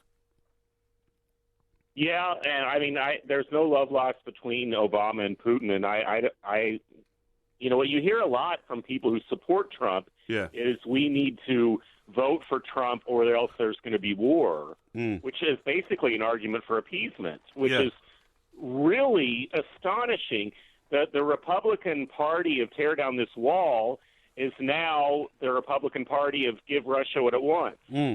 Yeah, it's a very strange time altogether, and we probably haven't got time to get into whether Barack Obama has created that situation. Well, he abandoned foreign policy altogether, almost. Well, practically because public sentiment was very much against putting any more troops into any foreign parts of the world. Well, unless he looks to the east instead of looking, the other way across the Atlantic. So, as far as your predictions are for next week, and we hope to be maybe talking to you on the night of the election as well, Chris. How is it going to unfold? Is there going to be something sort of cataclysmic that happens when everybody can say, look, now we know that Hillary's won, or now it's a lot closer than we thought? Because one of the questions we get asked a lot here in Britain is there a possibility that the last two kind of big political events, which was the general election and the Brexit referendum, the pollsters got it completely wrong. People weren't telling them the right answers, and the results really weren't reflective of what they'd been predicted to do. My prediction is Hillary wins comfortably. My worry is that she gets stuck with a Republican Congress. And all they want to do is investigate, and that's all we'll be having for 4 years is investigations. Yeah. So my goal, my hope is that at least we pick up the Senate, and so that's going to be a really good night if we get Hillary and the Senate. But I would bet every penny I have that Hillary will win. Uh-huh. Yeah, I tend to agree with you. I think at the end of the day, it'll be that moment that they're in the ballot box and they see the name Trump and realise the consequences of allowing that man to have control of the nuclear button. Well, think about this. I mean, women are 55% of the electorate, and he's down with women by 17. Yeah, it's just he just can't do. He's doomed. But is he then going to do what he's predicting, I suppose, or he's telegraphing that he's going to do? If he doesn't win, he's going to blame it on the ballot being rigged. I know that nobody sensible believes that, but he will probably kick that can around for a while. And also, has he not also kind of destroyed the Republican Party from the inside? He absolutely has. He stood in the Reagan Library and had everyone cheering for what a blunder Bush made in Iraq. And before Trump came around, regardless of what George W. Bush, his low approval ratings, it still was heresy in the Republican Party to speak ill of him. And Trump basically has gotten the entire party to disavow everybody they admired, to disavow everything they believed in. Yeah. And so what is left of them? It's a shambles. I don't know what they're going to do. Yeah. I think he's going to launch some kind of entertainment network. His luxury brand is ruined. They're going to be naming hotels other names. Right. Sky On. I think. Did I not see a story the other day from? I think it was New York, where the residents of one of the Trump buildings were actually petitioning to change the name. That's right. Yeah. It's become a synonymous with trashy bigotry, what used to be a luxury name, because it's decidedly lowbrow. Yeah. The people who support Trump are low information voters, and it's taken a nosedive, most assuredly. That's right. And the women resistance to Trump, I believe, Chris, is not just to Trump himself. Women also apparently can't stand the thought of Mrs. Trump being the First Lady and representing them around the world as, the chatelaine of the White House. Well, there's so many issues. That's probably, that's true, but there's so many issues that'd be way down the list. His grabbing women inappropriately, and the way he talks about women and the degrading, women just loathe him. They really exactly. do. Yeah, indeed. They really do. So on the night itself, have you got a timeline prepared yet? Do you know when the significant state will come in? What does it depend on? Well, the entire West Coast, when Obama won in 2008, it was they don't call elections until voting stops on the West Coast. And the second that voting ended on the West Coast, they called it. And Hillary will win California, which is the biggest prize at 55 electoral votes, Oregon and Washington. And so I believe the second that those polls close, which is 8 p.m. Pacific time, that the election will be called. Right. Well, it's going to be a fascinating night. Sure. We'll be hope to talk to you then. Chris Ando there, talking to us from New York City. He is, of course, the deputy editor at AmericaBlog.com. It's going to be a fascinating night, Mr. Parry. Well, if Chris has got it right, and I'm sure he has, he's an expert, it means we will come to air a week tomorrow night, because it's the 8th, isn't it? It is, yeah.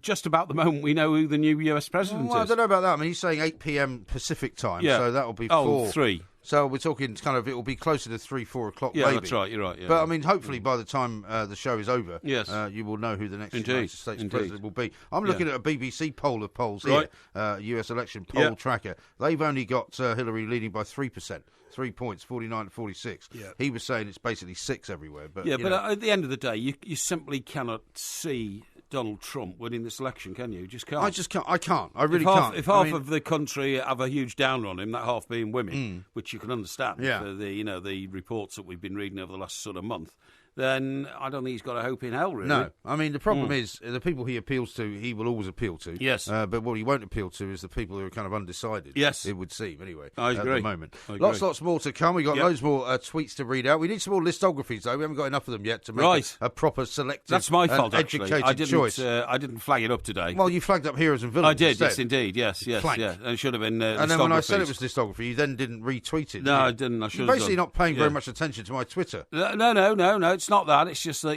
one has a hierarchy of priorities. Really? Yes. Well, the hierarchy of our priorities is this radio show. Yeah, indeed. To be honest. Yeah, Although we are doing a live show in Liverpool, Yeah. for which there are something like 15 tickets left, by the way. Yeah. So if you want to go, That's all. I would go and find the It's a ticket big sellout. link, It's a sellout. on the twomics.co.uk. I'm very popular in Liverpool. Yeah, well, Ha, ha, ha. Well, you say that, but I mean, you may find when we get there Yeah, that they've all right. turned up to beat you to a pulp. Yeah, it could be. This is Talk Sport.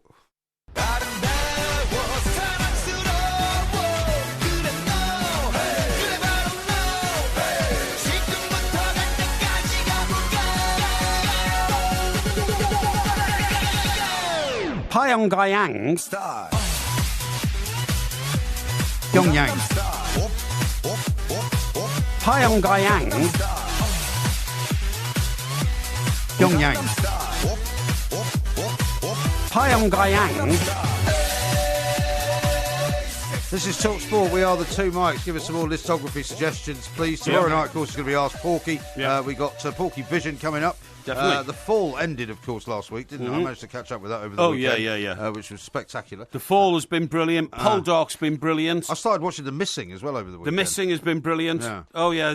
Brilliant shows there. I find it very tough to follow The Missing, actually. Well, The Missing jumps for some from reason- different years. Well, yeah. 2014, 2016, present day. But it doesn't always 2012. tell you. It doesn't always tell you. No, it doesn't, no. And all you can do is go, oh, look, he's got a scar on his face now, but he didn't have it before. Well, I thought I was getting very confused. I thought there was one character who was the Brigadier. Yeah. I thought he had a brother who was mentally deficient, Yeah. and I thought there was a bit of a contrast Right. here. Only to find out That he was it's the suffering from Brigadier 2 dementia. years later, Yeah. and he's got dementia. Yeah, exactly right. Yeah. Now, that was, of course, Pyongyang style. Yes. Pyongyang style, as you say. Did you see that story about Pyongyang? Did you see that story about old the beloved leader saying that he could drink something like, some story going around that he drinks 12 bottles of 10 wine. 12 bottles of wine per sitting. One sitting. That might explain a lot. And the other one was that he learnt to fly an aeroplane in 3 hours. Yeah. Yeah, he's so bright. He sounds a bit like you, this guy.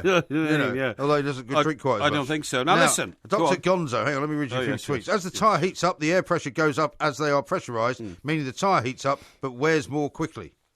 Exactly. What do you mean exactly? That's exactly what I told you. That's not what you said. I did. No, It you is. didn't. It's exactly what I You said. didn't say anything about the wear of the tyre.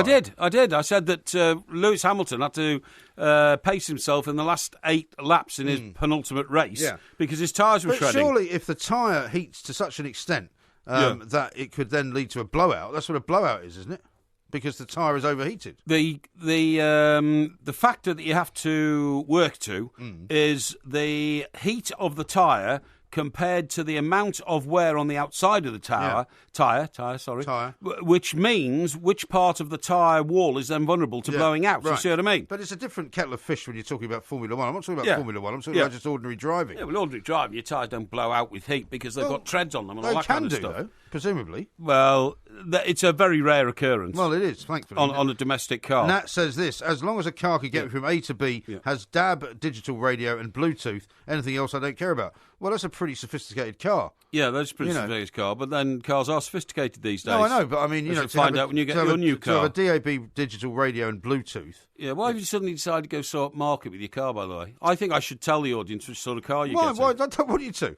Why not? Well, because I don't wish to be identified as being driving around in a car which you pointed out to everybody. I don't think you're going to get two Mike spotters driving all over London trying to find your car. You know no, what I mean? know that, but I don't wish you to give the brand or the make of the car away. Why? Because I'm not going to boast about it. I don't boast either, but You're always going on about your top of the range Mercedes. No, You're just jealous because mine's actually better than yours. Rubbish, utter You are, nonsense. Well, it won't be. I tell you what, it won't be when I change my car later in the year. I knew you would. What? I knew this would happen. What? I knew this would happen. What do you mean? will now try and get a Bentley or something.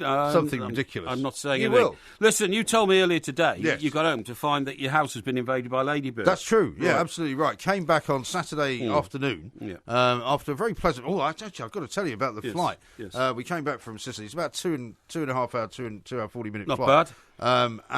So everyone was feeling good. I didn't have a drink because I was driving at the other end. Yeah. And as we were coming into land, came through the clouds and looked down. And always when you come back to Britain from a place like that, you recognise how green it is. You know, terribly green because of course Sicily's quite sort of barren. hot and barren and all that, full of olive groves and whatever. Anyway, I'm just sort of talking to my son sitting next to me, and I'm saying, "Oh, look how green it is." Blah blah blah. Suddenly, this terrible noise, and the plane, which was literally, I would say, maybe just a couple of thousand feet from the runway, suddenly started going up again, right?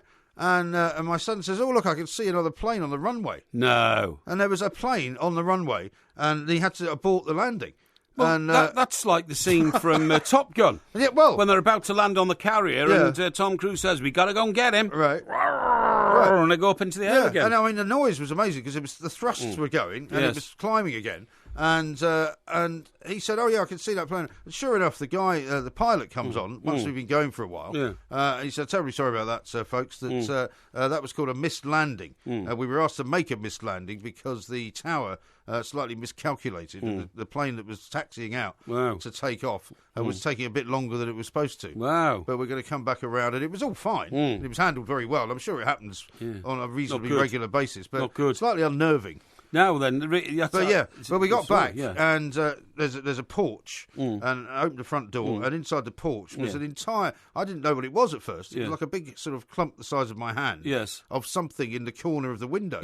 And it was a load of ladybirds, literally hundreds of them. All clumped on top of each other. Well, I've had this problem the last couple of years. I remember you telling me about it. They'll burrow into your. Well, no, they won't because I threw them all out.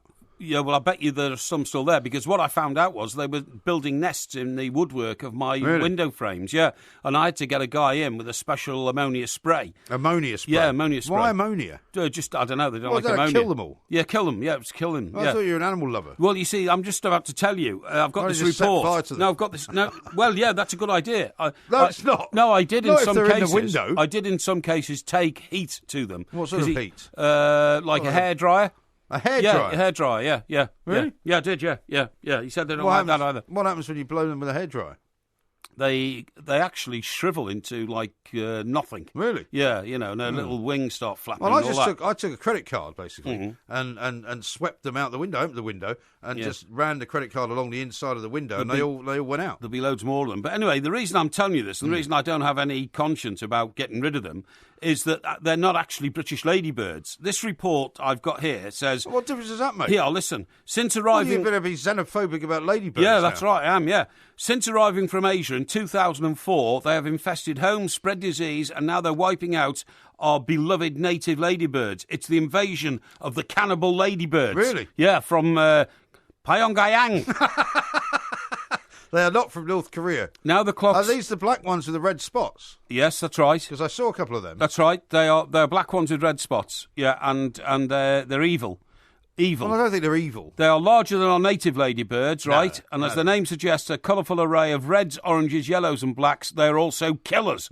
The larvae of the harlequin ladybird are voracious feeders, eating aphids, the young of other ladybirds, and even turning cannibal, killing their own larvae. How about that? Well, if they're killing their own larvae, they're not going to last very long, are they? With winter just around the corner, swarms of multicoloured harlequin ladybirds are coming in from the cold. This is what's happening. Well, this is what's happening. To be fair, they're not. I saw plenty of red and black ones. I didn't see any yellow ones, but I'll tell you what I noticed yesterday as I was talking to you on the phone, and I'm looking up at the outside of the house, and they're kind of crawling all over the outside of the house. Yeah, I know, they're terrible. Yeah. It's also and they were on the inside of pretty much every window frame. I know, it's terrible, man. It says the larvae survive the harlequin ladybird, voracious, I've told you, the harlequins also carry a fungal disease, which is spread when the ladybirds mate and can be fatal for native species. Really? The numbers of our most familiar species, the two-spot ladybird, with a pair of black spots on a red background, have plummeted by 50% Fascinating. in the past decade. Blimey. Right? Now, I've just been told a piece of information. A ladybird in Norfolk Yes. is called, do you know what? What? A bishy barney bee.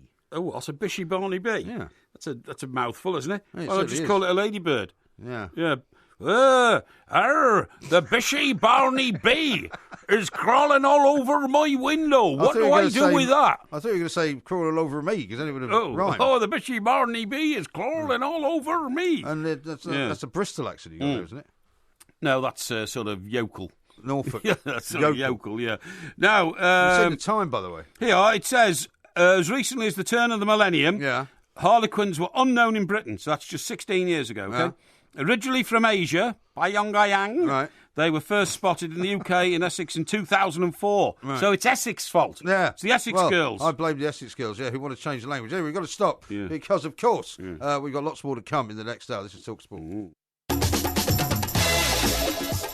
This is TalkSport. We are the two mics. There is, of course, as we said earlier, a podcast from the Edinburgh Live Show available now on Vimeo. You can find the link on Twitter. And as Mr. Parry said, there will be a video coming out a little bit later on as well. Before Christmas, in time for Christmas. Yes. All being well. We're in the final stages of getting that sorted out. And, of course, Certainly Liverpool on Friday, which is going to be very exciting. Yes. First time for me back in Liverpool since we went to that game, which must have been back in, 2011 or something? Oh, God, yeah. Well, Joe Cole was there, wasn't he? was Because still we were in playing, his box. And, he was... it was a 2-2 draw? I think it was, yeah. I think it was. Yeah. I'll tell you what else I brought back from the old Godfather Godfather bar. Yes. Was some grappa. Grappa? Have you ever had any grappa? This is like a pochine type drink, isn't Well, it? it's an Italian liqueur. Yeah, And yeah. in some places, I went to a very expensive hotel on the last day for some lunch. Oh, yes. Which was lovely. And What's he have for lunch, then? I had that thing that I showed you, the amaccini. Oh, yeah, okay, yeah. I thought I'd time. So that's a bread bun full of rice. Well, Sounds no, very odd. What that. it is, they call it a rice ball. If you can imagine something that you might get in a Chinese restaurant, which be only that size, Yes. small size. Yes. This was more like Scotch egg size. Yes. And it was rice inside, mixed with a little bit of sort of almost like bolognese type sauce. And then it's deep fried, so it gets the appearance of batter. It's very, very good, actually. Yeah. The only thing I would have said Sounds was it very wasn't as... exotic to me, that. Yeah, well, I don't know. You might have liked it. But what I was going to say was, in sort of expensive type restaurants, Yes. they give you a menu of grappa, a little bit like a menu of malt whiskey. Yes. Because there's all kinds of different sort of flavours, all sorts of different... I see.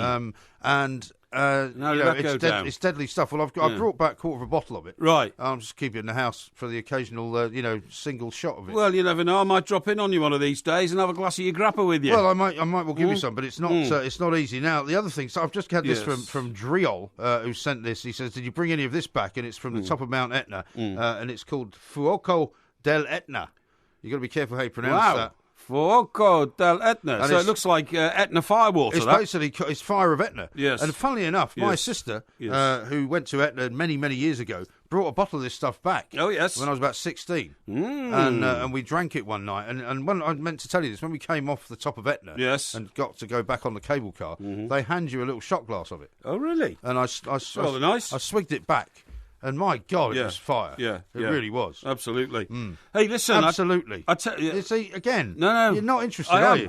I am. But, this is a fast-paced show. We have to move on. Yeah, but, right. I'm very interested Well, in of your course we firewater have to move from on Etna. from anything that I did while I was away. No. It's You know, great. It's shocking. Great. I'm It's going to be great. filling the week with stories from Sicily, by the way. Yeah, that's good. Yeah, and plenty of appreciation for the present you gave me. Some people think I've been a bit ungrateful, Yes. but I don't agree. So now then, what I was going to say is not only ladybirds are invading because of the sort of mild sort of autumn, but all our butterflies are under threat. Extreme weather. Such as heat waves, cold snaps and floods are threatening the future butterfly population. Maybe the ladybirds are destroying them all. Well, this is from one of my scientific research papers. Increasingly topsy-turvy conditions associated with climate change are worse for the insects than the moderate increases in average temperature. Warm summers can boost numbers, Warm winters have the opposite effect as they can make butterflies emerge too early from their pupae. Pupae. Yeah, your pupae, yeah. It sounds like something out of Silence of the Lambs now. Yeah, that's right. And this has been a terrible year for the insects because of the warm winter in 2015. Researchers analysed data from the UK Butterfly Monitoring Scheme collected from more than 1,800 sites across the country over the last 37 years. And they found heavy rainfall last winter hit more than a quarter of butterfly species in the UK, all under threat. All right. Under threat, the peacock butterfly. Under threat, the small tortoise-shell butterfly. Numbers down, the gatekeeper butterfly. Almost gone altogether, the comma butterfly. I wouldn't recognise any of these. And one of my favourites, the common blue butterfly. The common blue is butterfly. Under threat, yeah. Is that blue? Yeah, it is blue, yeah. Okay. Now, so I think that's all a terrible shame. Well, I suppose it is, but it's not all that interesting, really, to be honest. It is very interesting to me. I find it completely and to all uninteresting. nature lovers. No, rubbish. Living in the country, is for nutters. It's for nutters. You just told me how you sort of basically gassed a load of ladybirds. Yeah, I did, with ammonia spray. Yeah, but they're foreign ladybirds. Tell me you're a nature lover. No, they're no, that's ridiculous. They're goddamn invading Asian no, that's ridiculous. Ladybirds from Pyongyang. That's totally ridiculous. I mean, a ladybird is a ladybird, right? And you either are compassionate towards creatures or you're not. Amy has actually sent us a tweet in which she has included various ways to get rid of ladybugs, a.k.a. Asian lady beetles. Oh, yes. And she says there's no mention of a hairdryer. Well, it's one way of doing it. You see, that guy who runs North Korea, he's so odd.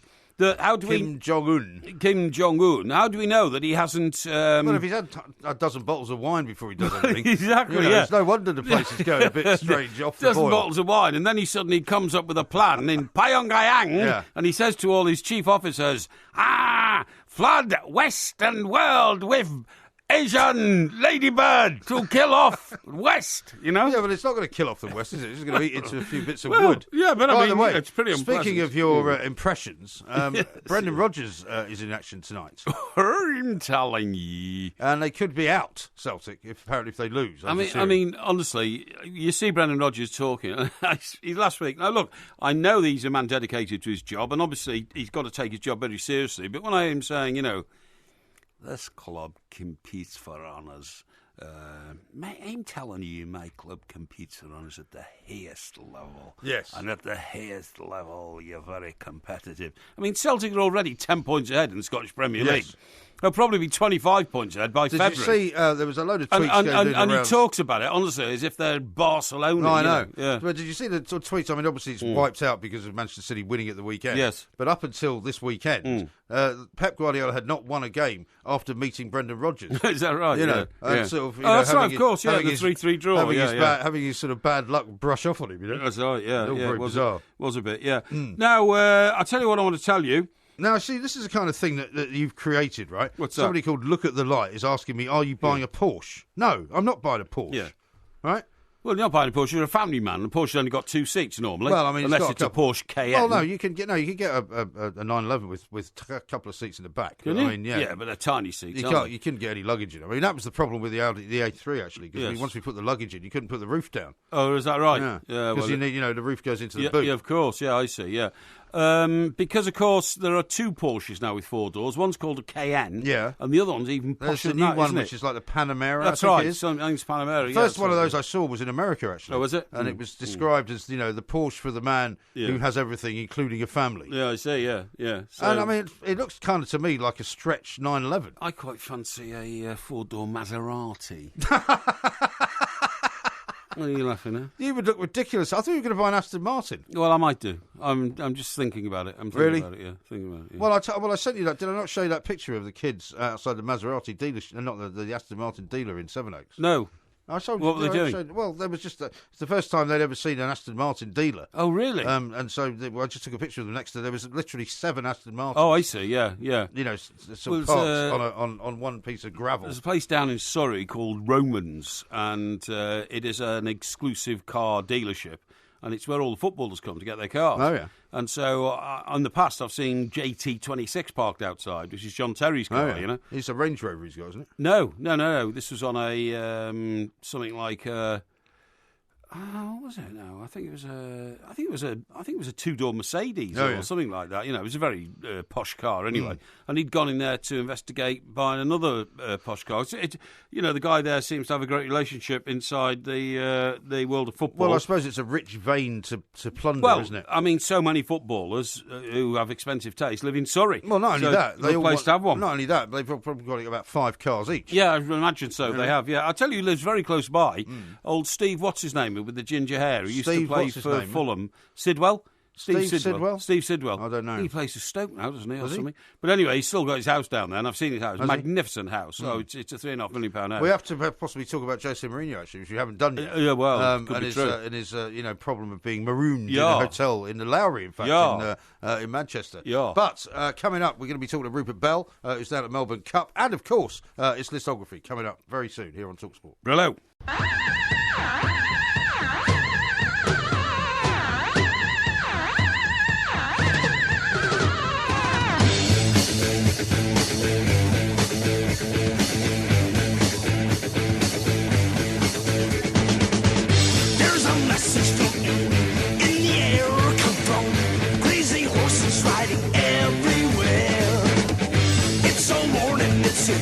Every tongue got to stop them crazy horses on the run.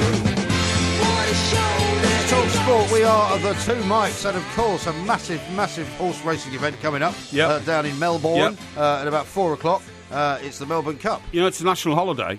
It is indeed. Yeah. They just close down, don't they? And they'll take a day out. And I mean, we've been to the Epsom Derby. Yeah. Been to the Epsom Derby? Certainly have. We've been to the it used to still be on a Wednesday. Well, exactly. Yeah, I've been to it Wednesday and Saturday. I've been to the Grand National. Yeah. I've been to Royal Ascot and all that. And Cheltenham Festival. The Cheltenham Festival and all that, and the finery with which people turn out on those sort of occasions at race tracks. I'd love to go to the Melbourne Cup. Must be a fantastic event. I think Sandra's been a few times. I'm sure she has. Well, luckily for us and for everybody listening, Mr. Rupert Bell is in attendance in Melbourne, and he's already been on Twitter predicting who he thinks is going to win, and he's with us right now. Rupert, a very good morning to you. Welcome to the show. Good afternoon from Melbourne. I'm achieving a bucket list moment by being at this Emirates Melbourne Cup. It's just an extraordinary day. As you say, it's a holiday here. Yesterday there was a parade of all the entrants, the 24 connections. They all had their own individual cars. Streets were lined with thousands of people. I've never experienced anything like it. It's extraordinary, the whole atmosphere. How did you manage to swing getting down there, Rupert, by the way? Well, a bit of this and a bit of that, but it wasn't TalkSport who sent me, but my friends from Emirates made sure that I could get down here. Oh, thank you very much for the plug. Yeah, this is... Of course, you left your experts open for the plug there. No, just pass on the name of the PR guy there so that when we're down that way, Rupert, doing a show at the Sydney Opera House, we can avail ourselves of the same facilities. Now, Rupert, your brother's got a horse in the race, hasn't he? Tell us about the chances of this, no doubt, magnificent Big beast. Orange. Yeah. Big Orange, and you're absolutely right. He is a magnificent beast. He's huge. I've just seen my brother. Now, the horse used to be a box walker. He's not. My brother is absolutely pacing around. Yeah. He's probably smoked 3 packets of cigarettes already. Mm-hmm. I've just seen him pick up the saddle to go and put the basically saddle up Big Orange, and he looks as white as a sheet. I, unfortunately, I've got a face like a lobster because I sat too much out in the Melbourne sun. So you are very much the Big Orange of the spectators scenario. Indeed, yeah. What about some of the other horses in the race, though? Because Hartnell heads a maximum line, was it 24 runners at the Flemington Racecourse? I think we might have dropped Rupert's line. I think Rupert's gone. Yeah, Rupert's gone. Well, we'll better try and get him back. Sure, we'll get him back. Yeah. I'm told that more than 100,000 fans are expected at the track, which is extraordinary for a number for a race meeting. Think about everybody inside Wembley Stadium being at a racetrack. Yeah. Godolphin have got 4 other runners trained in Britain. Saeed bin Surur's Secret Number, Beautiful Romance, and Charlie Appleby's pair of Oceanographer and Kiwi. And the prize money is £3.86 million. That's amazing. Did Rupert say that there was a parade through the town with the horses in the back of lorries? Well, I don't know if the horses were involved in the parade. I think that might have been the case. I mean, that sounds fantastic. What an event this is. And for Rupert, who has actually traversed the world to all sorts of great sporting events, and I've been to a lot of them with him, for him to say it's a bucket moment must indeed Yeah. put it very, very high up the pecking order of sporting events not to miss before you die. Indeed. Well, I suppose like the Kentucky Derby as well Yeah, that you would want exactly, to go to. yeah. And I say Derby because that's what they say over there. So before anybody wants to correct me, That's it's in Kentucky Arlington, isn't Derby. No, that's it's in Kentucky. Kentucky, yeah. It's in Arlington, Kentucky. I don't think it's Arlington, Kentucky. No. Isn't it? No, I don't think so. No. Anyway, let's go back to Rupert. I think we've got him back. Rupert, sorry, we lost you there just as I was saying there was a few other horses worthy of a mention. Hartnell seems to be getting a lot of mentions here on this side of the pond. Godolphin have got 4 other runners that are trained in Britain as well. Yeah, Hartnell's based down here with John O'Shea. A really good horse, and they've got 5. Sheikh Mohammed is so keen to try and win this race. He's throwing plenty of ammunition at it. Charlie Appleby's got 2 of them, Oceanographer and Kiwi. Sidebins Tarul's got a couple, as you say. John Hartnell, ridden by James McDonald, really impressive young jockey, and he is on board. The horse that is the favourite, but it's such a competitive-looking race. Ryan Moore, fresh from winning in Japan, is on Bondi Beach, and he's got to be respected. And the Kentucky Derby is it's in Louisville. Louisville, sorry, of course it is, yeah. Where Muhammad Ali comes from. The Louisville Lip, yeah. Indeed, and I've been to one of those, but this is actually raising the bar some. This is just off the charts in its sort of, way they embrace it. Did you say yesterday, this parade, Rupert, are all the horses paraded round in the back of sort of lorries around the streets and all this sort of stuff? No, the horses aren't, because they've got a serious job to do. But it's the connections who then are paraded in these open-top little cars, and they sort of basically like as if you're a rock star. Right. I mean, I couldn't believe it. My brother was in the first car because his horse is number 1, and I'm thinking, that's my little brother. What's he doing this? Going out and being treated like a rock star. So it's fantastic. It is so different, and I know, obviously, it could be a very special trip for me, but win, lose or draw, I'm just happy to be part of one of the great racing global occasions. And there's only one Australian-bred runner in the race. Is that something that's changed over the years, Rupert, as far as you know? I mean, has it become more international? It's become much more international, and basically down in Australia, they've sort of gone for the sprint division. So actually the quality of the staying horses, which this is a 2-mile race, has definitely decreased. So all these overseas runners now, and not only a lot of the rich Australian owners buy into staying horses so that they can try and win this race. And it's now a much classier affair. Before it was just a sort of a bit like the old Grand National was, just an honest to goodness handicap, and you might get a surprise result here and there. Now it's one of the best staying races in the world, and it's extremely difficult to win. Mariah Carey, the world famous pop star, Mariah Carey, Rupert, has just broken off. Just broken off her relationship with Australia's richest man, who happens to be old Jamie. What's his name? Packer. Is it Jamie Packer? Jamie Packer, that's right, son of Kerry Packer. Kerry Packer. I'll just fill in the names, Rupert. Feel free to join in whenever you like. But he will no doubt be there tomorrow, won't he? Because today, in fact, I should say, because it is a huge socialite stage, isn't it?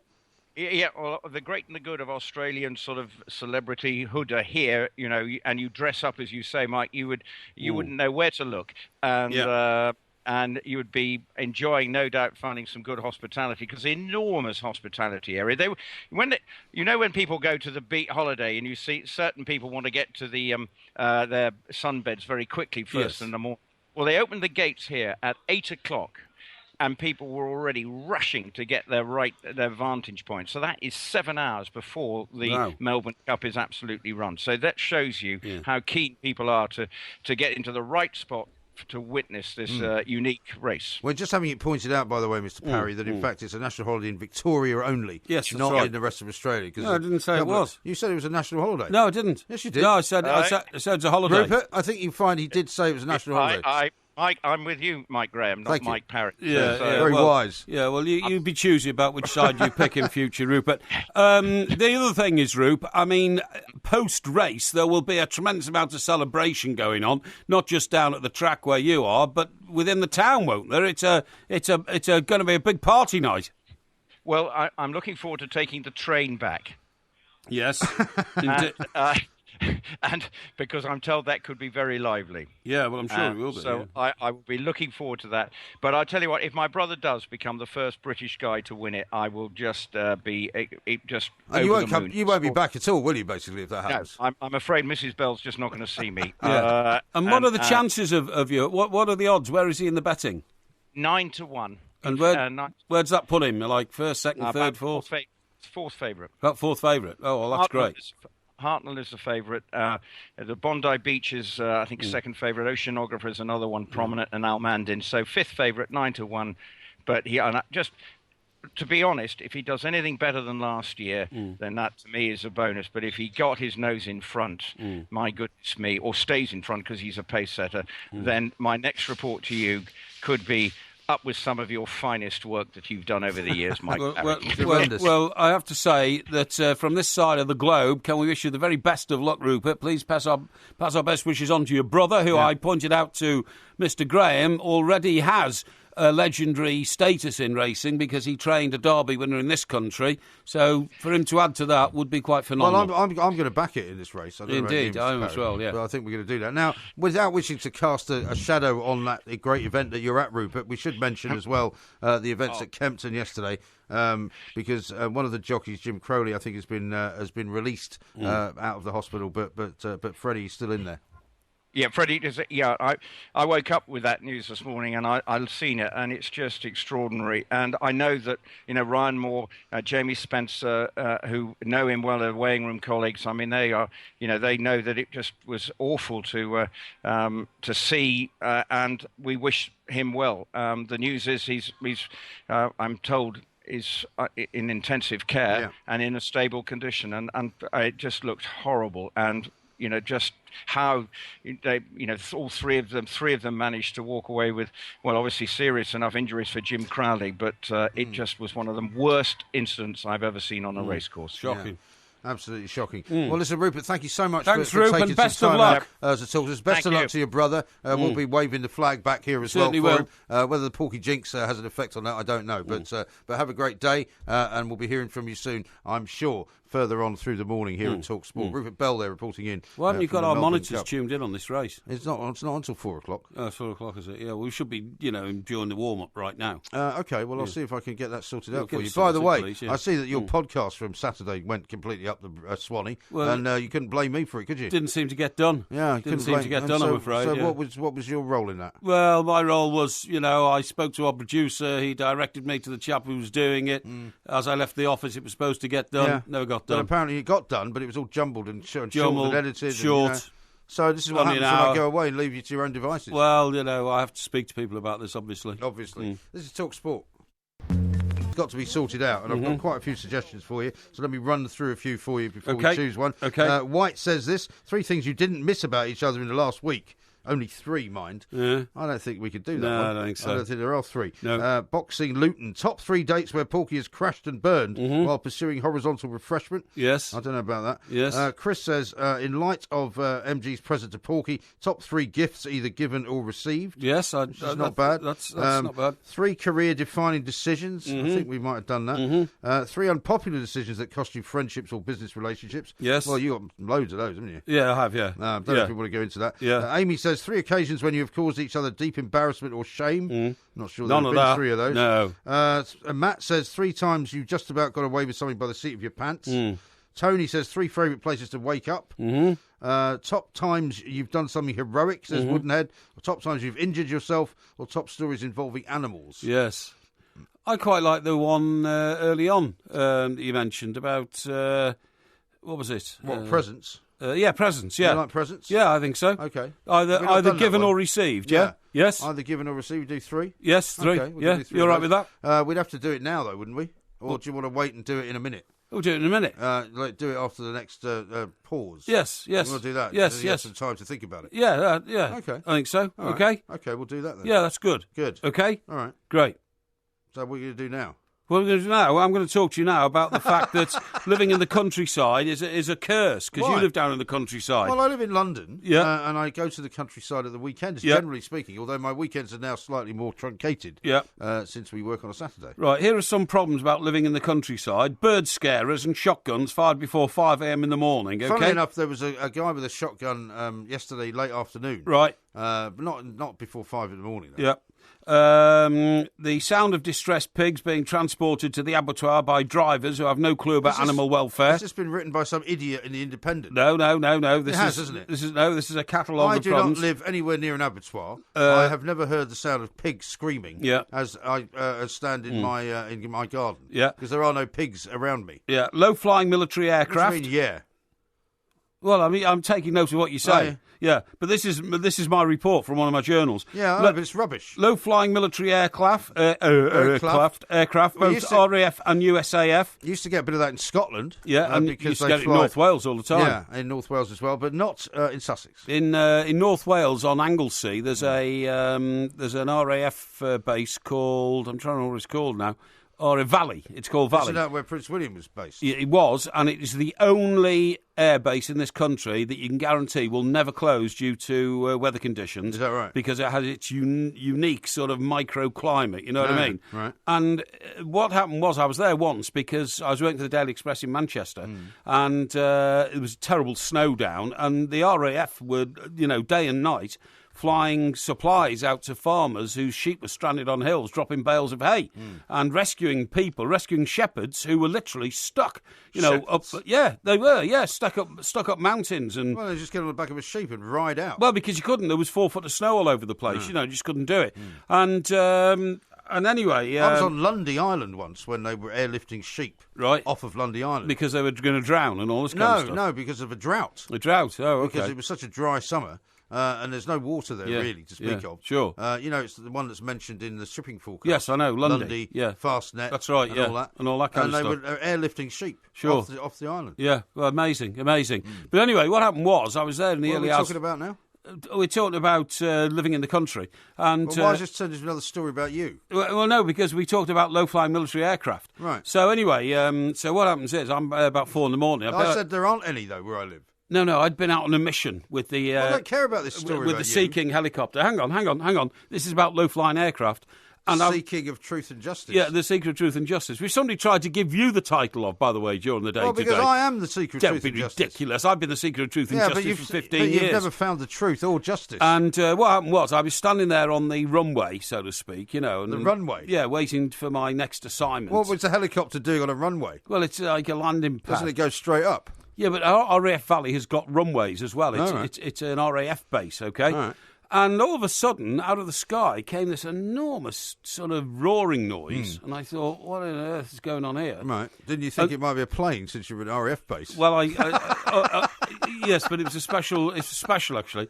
And then all of a sudden, out of the darkness, I picked out these flashing lights, and 4 American F-111s were swooping down onto RAF Valley, and I thought they're going to crash. Right. They're going far too fast to land. Yeah. And in fact, at the last moment, they pulled up to a height of, I would say, no more than 20 feet above the runway, and must have proceeded for only 200 or 300 yards at that height, and then did what your plane just did. They pulled back the thrusters and went straight up again. And apparently, and I said, what on earth was that about? He said, they practice land all the time. I said, but they didn't land. He said, no, if the wheels don't touch the runway, they don't have to pay the Ministry of Defence the fees for landing. He said, it's just practice runs all the time. I said, oh, blimey. I said, do you know they're coming in? He said, yeah, of course we do. He said, they have to be cleared to do it. He said, but it's perfectly understandable. We do the same thing in America. It seems a bit ridiculous that they don't actually touch down. Well, I suppose he did say, look, when a plane touches down and then it sort of moves around and takes off again, that takes an enormous amount of time, for aeroplanes and that kind of stuff. But so surely practice landing involves landing.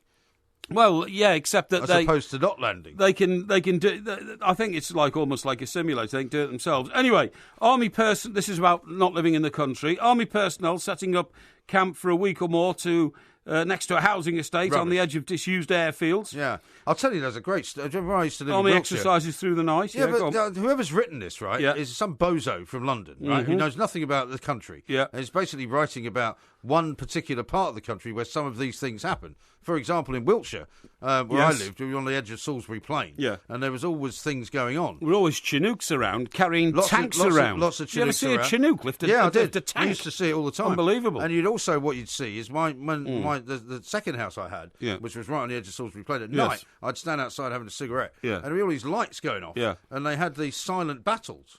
Because of the neighbours, they weren't allowed to actually have proper explosions. Right. So they were only allowed to use, light Yes, I see. as an explosion without any sound. Almost like a paintball competition. Yeah, but yes. it was really weird looking. Yeah, right. But one year, in a place called Market Lavington, which was very close to where I used to live, where John Thor used to live, I think. Oh, yeah.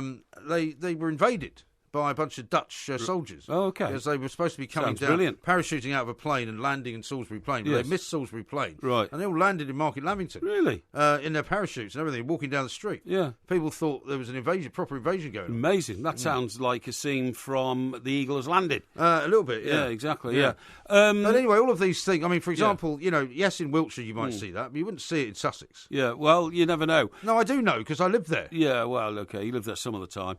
I've never been told that while I wasn't there was an invasion of, foreign troops. Now, Liz, or squealing pigs. There's a great columnist who writes for the papers called Liz Jones. When you say great, terrific. How do you mean? That? Oh, I mean, she's so crazy. She's mad. Yeah, mad. Yeah, and everything you read about her. I mean, she's the one who moved to the country. Well, this is what I'm about to tell you. It, right? Well, I was about to tell you. So she decided didn't like life in London anymore. So she moves to Exeter, or sorry, Dartmoor or somewhere, right?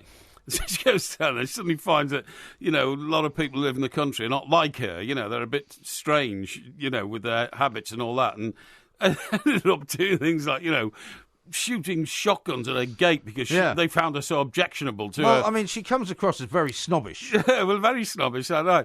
And anyway, she apparently didn't learn from this, this terrible ordeal living in the country and, not having a Harrods shop around the corner and all this kind of stuff. Seriously, things like, She's going to go to the Harrods of the North. Yeah, nowhere to buy £200 Louboutin shoes and all this kind of stuff, So she then decides to move again, but she moves to Yorkshire instead of moving back to London. Yeah. And she's now leaving Yorkshire because she's gone virtually bankrupt. The problem is that she doesn't get on with anyone. Well, she didn't pay her tax bill. She's honestly a really mad woman, but a riveting columnist because her life just collapses all the time. Yeah. She writes about it. But by the way, speaking of which, your picture you posted of the Grosvenor Hotel in Chester. Oh yes, it looked like a right old dump. No, it's not. Are you sure that's a 5-star hotel? Absolutely certain, mate. I don't believe you. I stayed there. Yeah, no, I know you did, but I saw the front of it. Yes, and it looked like one of those places you booked us into on the old Two Mikes tour. No, it's you've got to remember that they're giving the ground floor down to one of the world's most exclusive jewellers called Boodle and Dunthorne. Really? And they take up the whole of the ground floor. So they're not really a 5-star hotel then if they're renting out the ground floor? No, they are. I have to say it was a very unimpressive facade. Well, it's very impressive inside, believe me. Met my pal there, old Johnny Richardson, top sports writer for the Sunday Express. Who's now going through a career change again. Because he's so good at what he does. Oh, he's doing plenty of things. Is he? Plenty of things, yeah. Oh, okay. No problem at all. I don't think I know him. You don't know Johnny? No, really good lad. Is he? Terrific chap. Was he pleased to see you? Just getting back to Liz Jones for a minute. She complains and I have 500 miles to drive to work every day. Well, that's because you live on the moors in Yorkshire, 30 miles away from the M6. Right. And then complains that... why does she come to London every day? I've no idea. And then she says, people around here are so hateful. I've had my wing mirrors and my car knocked off 6 times. But then in the next paragraph, she says, quite often the drive home is so tiring, she falls asleep at the wheel. Well, maybe that's why all your wing mirrors get knocked off all the time. Very possibly so. She's knocking off at other people's cars. Unbelievable. Right, coming up, we're going to do listography, the three favourite presents given or received. This is TalkSport. It's got a horse in there called Big Orange, which everybody's getting very excited I've just put a wager on it. On this side of the pond, because it'll be the first ever British winner if he manages to make it. 4th favourite at the moment. We'll keep you informed, of course, about all of that coming up throughout the rest of the morning. Right now, there's time for listography, and we've chosen the 3 favourite presents you've received or given. Yes. So I don't know whether you'd like to go first, would you? Yes, I will go first, okay. Yes. The best present I've ever given... was my mum's 75th birthday, okay? Yeah, right. And what I did was, and her birthday's in June, and so is Wimbledon in June, okay? So what I did was I bought a package for my mum to go to Wimbledon. Oh, yeah. In this was for the ladies singles final, and it was Blimey, that must have cost a few bob. well, it was for a day of corporate entertainment, plus a seat on the centre what do you call it, on the net. You know what I mean? Yeah. Yeah, you know what I mean. Inside the centre court. Centre court. That's right. Yeah. And this is why the ordinary people can't get in to see the final. Well, hang on. Because you just pay through the nose for it.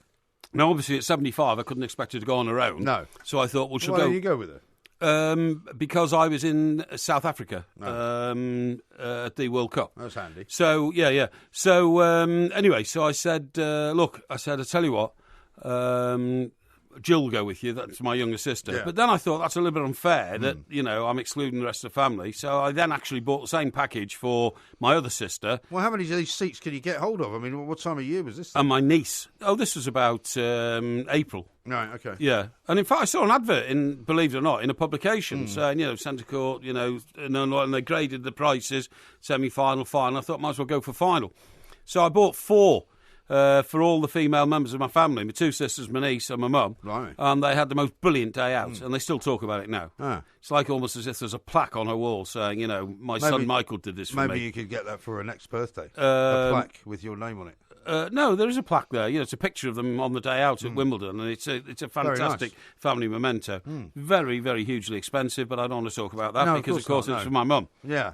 You see, you can't buy love, though, can you? Well, you can't buy love. I don't have to. Don't have to for my mum. So that's my first one. What about yours? I'm going to say one of my best presents that I received was actually a freebie. And it would be, wouldn't it? Well, no, because it was a great present. Yeah. It was when I was getting married, right? You came to the wedding in New York. I did. And the deal was that we knew a guy at the time who was the PR for Rolls-Royce. Oh, yes, of course. I can't remember his name now, but a very nice chap. Yeah. And he said, look... So right, you've forgotten him, yeah. Well, I mean, we're talking 30-odd years ago. Yeah, sure, yeah. I haven't seen him since. He might not even still be alive. Exactly, And he said, look, I'll do my best to get you a roller for your wedding. Yeah. Because he used to drink with us and stuff like that. Yes. I mean, he knew that we would never... I mean, none of us could ever afford to buy one. No, sure. But he would occasionally get a Rolls Royce that he could loan out. Yeah. Unfortunately, for the weekend of my wedding, he didn't have one. Right. And he said, look, I'm really sorry. And he felt terrible about it. That's right, Because I was expecting to stroll into the back of this roller. That's right. So I had 3 stretch limousines instead. Right. But about a month later, he rang me and he said, look, great news, we've got this spare Rolls Royce coming in. Right.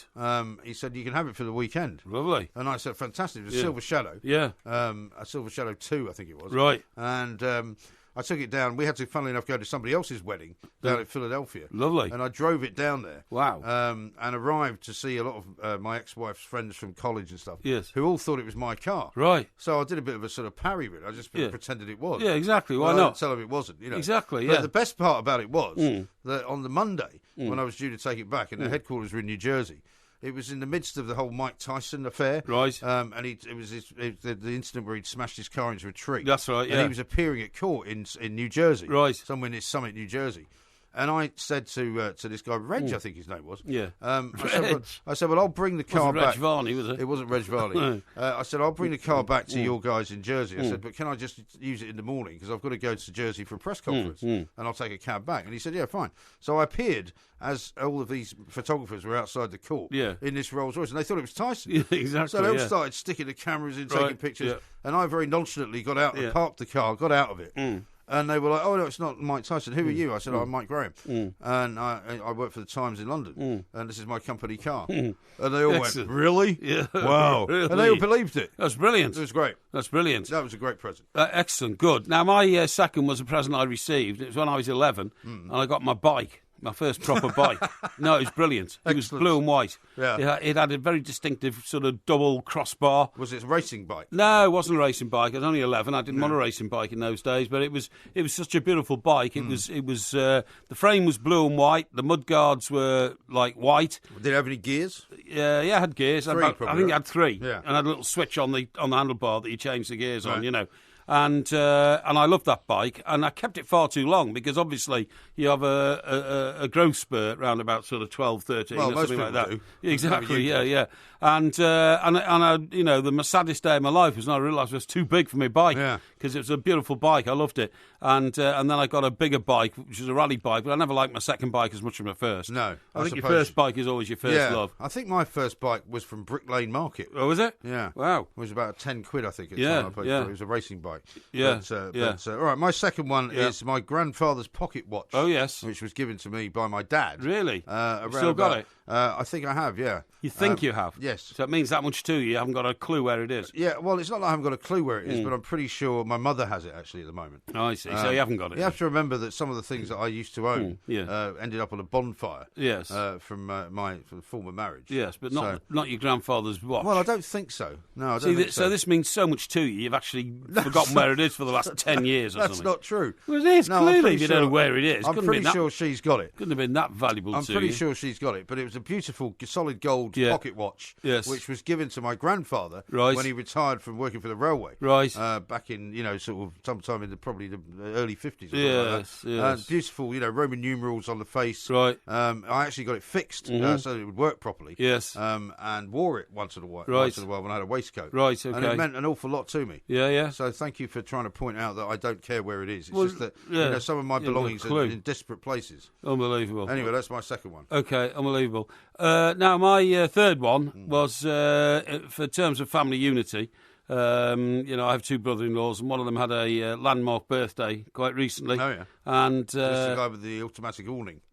Yes, that's right. Yes, it is. It is. Yes, the automatic awning. So, what do you give a guy that's got an automatic awning? Well, exactly, and a nice detached house in Surrey and all that. Yeah. Well, he's been a Chelsea season ticket holder for quite a number of years, and so through my ability to talk to people in the world of football, I got him a pair of John Terry signed boots, which John Terry had worn as captain of Chelsea in the previous few weeks. Oh, very nice. And of course, he was bowled over like mad because it's not a normal sort of present, is it, that you can just go into a shop and buy? No. Yeah. Exactly right. Yeah. Now, what can I say about... I should probably come up with one that I've given, really, rather than one that I've received. Yeah. Well, they always say giving is better than receiving. They say that.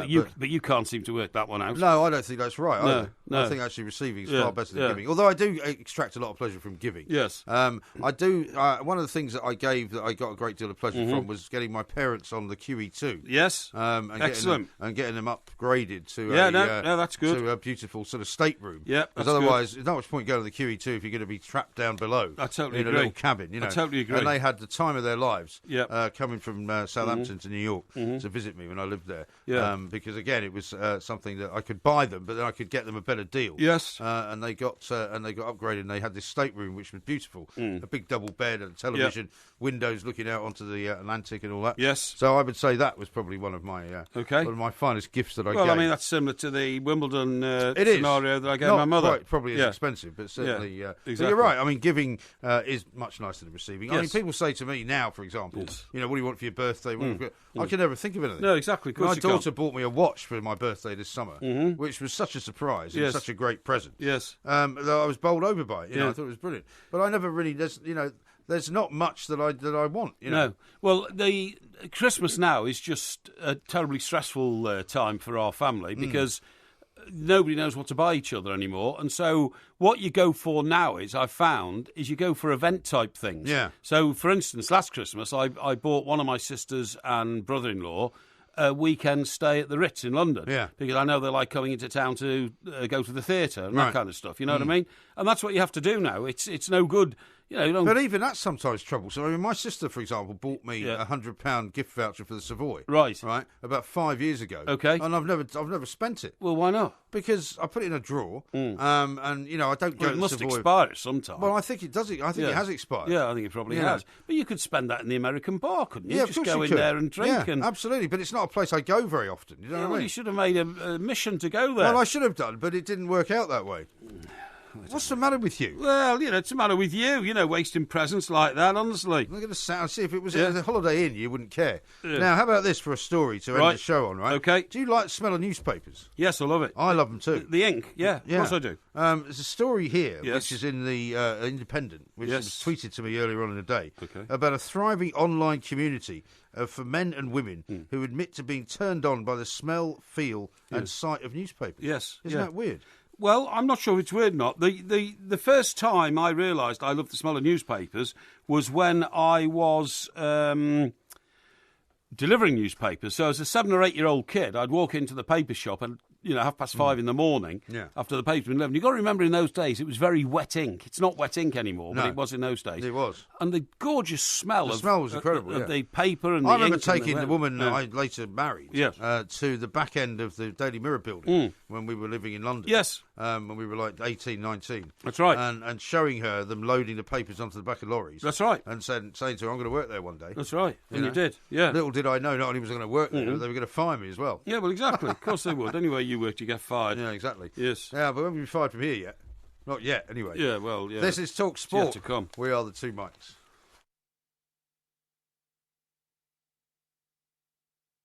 Crazy, but that's how it goes.